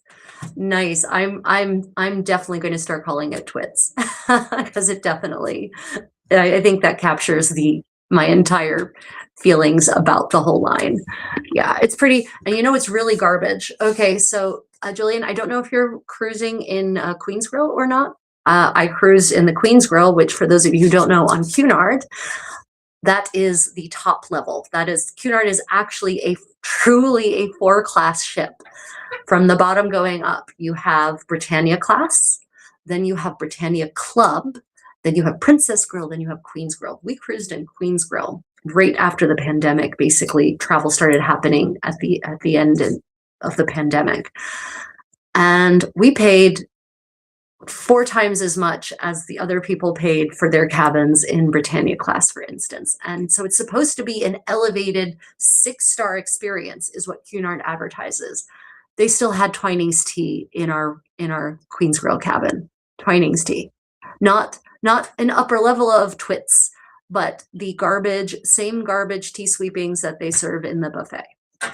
Yeah, that was, and it's funny, some people raked me over the coals for complaining about that, but I'm sorry, a 6-star experience does not involve Twits tea. It just doesn't. It absolutely does not. Twitchy says, I routinely wear masks when in crowded environments now. Please wear masks because colds are miserable when you're on holiday. Yeah. In Asia, I live in Asia. People wear masks here all the time as a common courtesy to their fellow humans. If people here feel that they are coming down with anything, they wear a mask, right? It's not politicized. It's a matter of common courtesy. They're not going to share their potential diseases with other people. And guess what? It definitely slows down the spread of infectious disease. So it's ridiculous how that got politicized so badly during the pandemic. Yeah. So yeah, wear a mask, wear a face mask, wear an eye mask. You'll be much happier. If you fall asleep in any class of service on an airplane, if you're going to fall asleep, you've got a blanket. Put the blanket on under your seatbelt so that when there is turbulence and the flight attendants come through the cabin to check on people, they don't have to wake you up to see that your seatbelt is fastened. If the flight attendants cannot see that your seatbelt is fastened because you are covered in anything, they will wake you up to make sure that you put it on or that it is on. However, if your seatbelt is over top of whatever warm garments you're wearing or on top of your blanket, they will see it and they will not wake you up. So, and that applies to every class of service, from steerage, from the very most back of the plane to the very most front of the plane. Always put your seatbelt on over your blanket. Yeah, Julian, it was pretty terrible. that was what they included in the Queen's Grill. It's like, wow, this is, especially when they do have that quality tea on board. They've got the Té Forte in all the bars. You can order it anywhere. So it's not a question of they didn't have it. They do have it. They just decided that wasn't part of the 6-star experience in the Queen's Grill. Yeah, I know. Hashtag Contessa World Problems. But this frustrates me, everyone. This frustrates me a lot. When people pay, when I pay, when you pay, when we pay for a premium experience, we pay sometimes 4 or 5 times what people in the regular experience, in the lowest class of experience, pay for. Economy class or Britannia, whatever the lowest class is, right? In the premium experience, you're paying 4 to 5 times as much. And then when we have the temerity to observe that something is not in fact premium about this experience, then all of these classes come screaming out of the woodwork, raking us over the coals, excoriating us for daring to complain and not just being happy that we're in the front of the plane or happy that we're in a Queen's Grill. I don't cruise for free. I don't fly for free, right? I have either used points to pay for these flights, or I've just booked them outright using hard-earned and carefully saved money. Same thing in the cruises. I'm not comped. These cruises aren't comped. I'm not that kind of travel blogger, right? No one pays me to do this, right? I earn almost nothing. Like, I think I get $20 a month from YouTube for this, right? So I'm not being comped for this. There's no reason I should just be grateful for a product for which I've paid good money that does not live up to the advertised expectations, right? If you advertise a 6-star experience in a product, in a cabin, on a cruise ship, then it should be a 6-star experience. And that should extend to every aspect of the experience, not just a bigger cabin, not just a bathtub, not just a nice dining room. Right? Like, it should, every aspect, otherwise it's not a 6-star experience. So I don't understand why people complain about travelers like us observing when something is not, in fact, the advertised level of experience commensurate with the price that was paid. Yeah, that frustrates me so much. Right. Oh, for those of you especially who have dietary restrictions, airlines actually will, if you're flying a real airline and not Ryanair, okay? If you're flying Ryanair, nothing I say here will make your life better. I mean, the tips about the masks and whatnot will help you with the hydration, but otherwise you're going to suffer. That's what Ryanair is about. It's about suffering. Ryanair is the airline you should take if you feel you need to pay a great penance for some sin, real or imagined, in your life, right? But if you're flying on a regular airline that provides real service, even if you're in economy class, if you have special dietary restrictions, they will accommodate them. When you book your ticket, you can generally order, 99% of the time, you can order a special meal. You can order a gluten-free meal, a vegetarian meal, a low-calorie meal, a low-cholesterol meal, sometimes even specifically catering to religious beliefs, sometimes Hindu meals, sometimes Buddhist meals, for instance. I've actually seen these. So when you're going through and picking seats and whatnot, click on the meals, and generally that's where you can make special requests, and they will accommodate you. Now, the gluten-free meal might not be the tastiest meal, but it will be gluten-free, and it will be prepared in a gluten-free facility that is certified gluten-free, for instance. So if you have special dietary requirements, you do not have to fly in the front of the plane to have those dietary requirements accommodated. They will accommodate you at all levels. You just have to let them know in advance. It generally has to be 24 hours in advance or longer for them to have that special meal prepared and delivered on board for you, though. So if you have special dietary requirements and you are flying, when you make the booking, make that known in advance. There'll be a field for it under food or meal or on in-flight dining, whatever the airline happens to call that section of the booking page. Then you can choose right there. And if you can't find it on the website, then call. Once you've made the booking, call the airline, call customer service, and they will assist you, I promise. Because what they don't want is someone with, I don't know, seafood allergies going into anaphylaxis mid-flight, right? So this is in their interest, and they will accommodate you. But if you have pickier dietary needs that go beyond those kinds of restrictions, vegan or vegetarian or gluten-free, then just bring your own food. Some people don't think about it, but you can bring your own food onto a plane. Now, what you can't do, you are not allowed on any airline on which I've ever been, because I think it's actually regulated by law. You are not allowed to buy your own alcohol in the airport, bring it onto the plane and drink it on board. You can buy it in the airport or anywhere. You can bring it on board, but you're not allowed to open it and drink it on the flight. So that doesn't work for alcohol, but it does work for non-alcohol, everything else. Okay, Julian, it was lovely to see you. Thank you so much. And I'm looking forward to hearing about your voyage. Keep me apprised. And if you have any questions as you're going along, drop them, reach out to me, drop in the comments somewhere, and I will see it and I will respond. Have a lovely evening. Good night. Sleep well. Let's see. And last tip for flying economy class, right? Last tip for flying economy class. People don't often think about this, but if you have short little legs, like I do, I have short legs. I look tall, but that's because my torso is tall. I have short legs. So I sometimes need a footrest, and there are no footrests in economy class. That's not the world that we inhabit. But if you have a little carry-on like a backpack, that should normally slide under the seat in front of you, but you can just pull it out and let that be your footrest if you need a footrest and your seat most likely doesn't have one. Use your carry-on as your footrest. I know that seems obvious, but actually I ran into someone recently for whom it wasn't obvious because they were talking about how their feet didn't reach the seat right next to me. And I said, just put them on your backpack. And their eyes kind of lit up and they said, but doesn't it have to be under the seat in front of me? Yes, during takeoff and landing, but otherwise it can just be on the seat in front of you, not under the seat. It can be on the floor in front of you, under your feet. So yeah, if you need a leg rest, if you need a footrest more like, use your carry-on, use the tools you have, man. Use the tools you have. Okay, everyone, any questions? That basically brings us to the end of today's Travel Buzz. I've gotten through my list of tips and tricks. Do you have any questions that you'd like to ask me?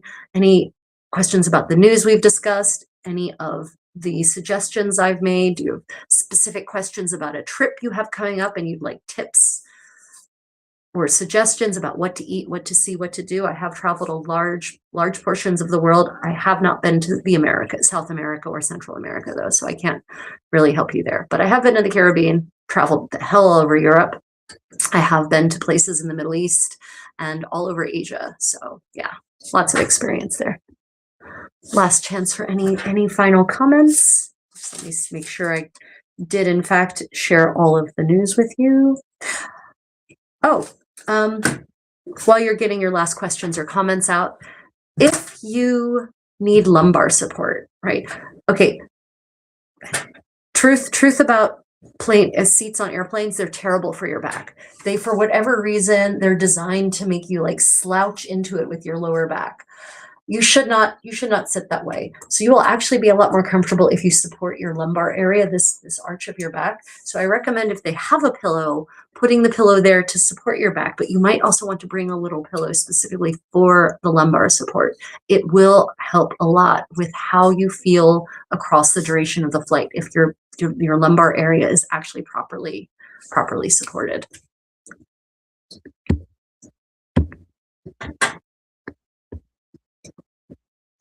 Oh goodness, a whole bunch of questions just popped up. Hans says, I'm Morris Dance, I'm gluten-free, so always bring my own meal. I always take my own meal just to guarantee my own comfort. It's a good plan. A question for you. Do you meticulously plan or wing it? I wing it. I'm an adventure. I am the kind of traveler, I call myself an adventure traveler. Now, it depends on the purpose of my trip. So for instance, if I am going to Italy with this specific intent of going and looking in extant medieval garments, I'm going to plan things much more carefully because I'm going to need to make viewing appointments with the museums and make certain that exhibits are on display, et cetera, et cetera. But in general, my style of travel is wing it. I have ideas. I might I'll do research into what are the major things to see if it's a new area. And then when I get there, I wing it. I figure out transit on the ground. Yeah, I don't meticulously plan. I figure things out. I get the basics in advance. I figure out about public transit. I figure out about the main things that I might like to see that might interest me. I do look up if there's going to be special exhibits at museums, but I definitely do not meticulously plan anything. I really do enjoy going to a place and just discovering also. And usually if I go someplace for the first time, I don't even necessarily do that much pre-research. I like to go there and just wander and explore. And the adventure of discovery interests me almost as much as seeing the things themselves. Obviously, I love seeing beauty and learning about history and experiencing culture firsthand. But part of the joy of travel for me is definitely that exploratory aspect of it. Yeah. But Twitchy, I'm also happy if you want to meticulously plan and I come along with your plan. Like, I travel with meticulous planners all the time, all the time. But we make a good pair. Me and a meticulous planner always make a good pair, because it also means that I don't necessarily have super strong opinions about what it is we're going to do, right? So that works out. No, if you are a meticulous planner, I'm happy to support you in your meticulous planning. That's no problem. I'm just naturally I just naturally extemporize pretty much every aspect of my life. Yeah. So Twitchy, it's no problem. I have a very, very good friend and a fellow traveler, and she literally she comes with a binder on any trip. She has a binder of everything carefully planned, everything meticulously researched. Yeah, I have no problem with that. I can function in a framework, no problem. I'm just naturally someone who wings it. That's just me. That's my exploratory nature. Yeah, but also when you're dealing with disabilities or physical limitations, it's more important to plan, right? I have the luxury of, thank God, not having that restriction. I'm not like, I can go for hours and hours and hours. I don't have to plan rest periods in there. I don't have to plan around accessibility. I don't have to plan around there being elevators and escalators, right? So that I have a luxury that other people and perhaps you don't have. So don't worry about that. I think we'll be fine together. I think we'll be perfectly fine together.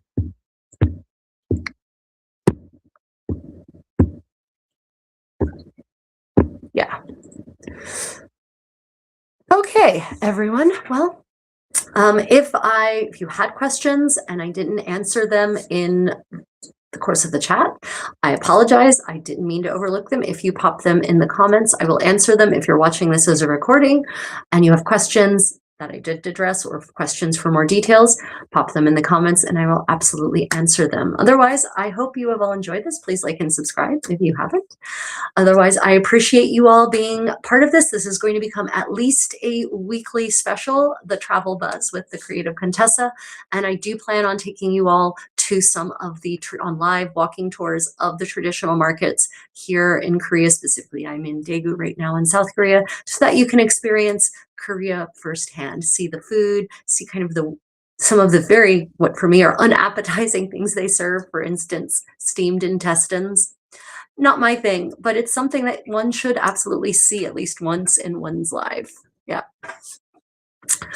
Okay, everyone, then I wish you all a happy, beautiful day wherever you are in the world, and may your travels be creative and unexpected, except for Han, who wants her travels to be creative but expected. Okay, good night, good day, good evening, everyone. Until then.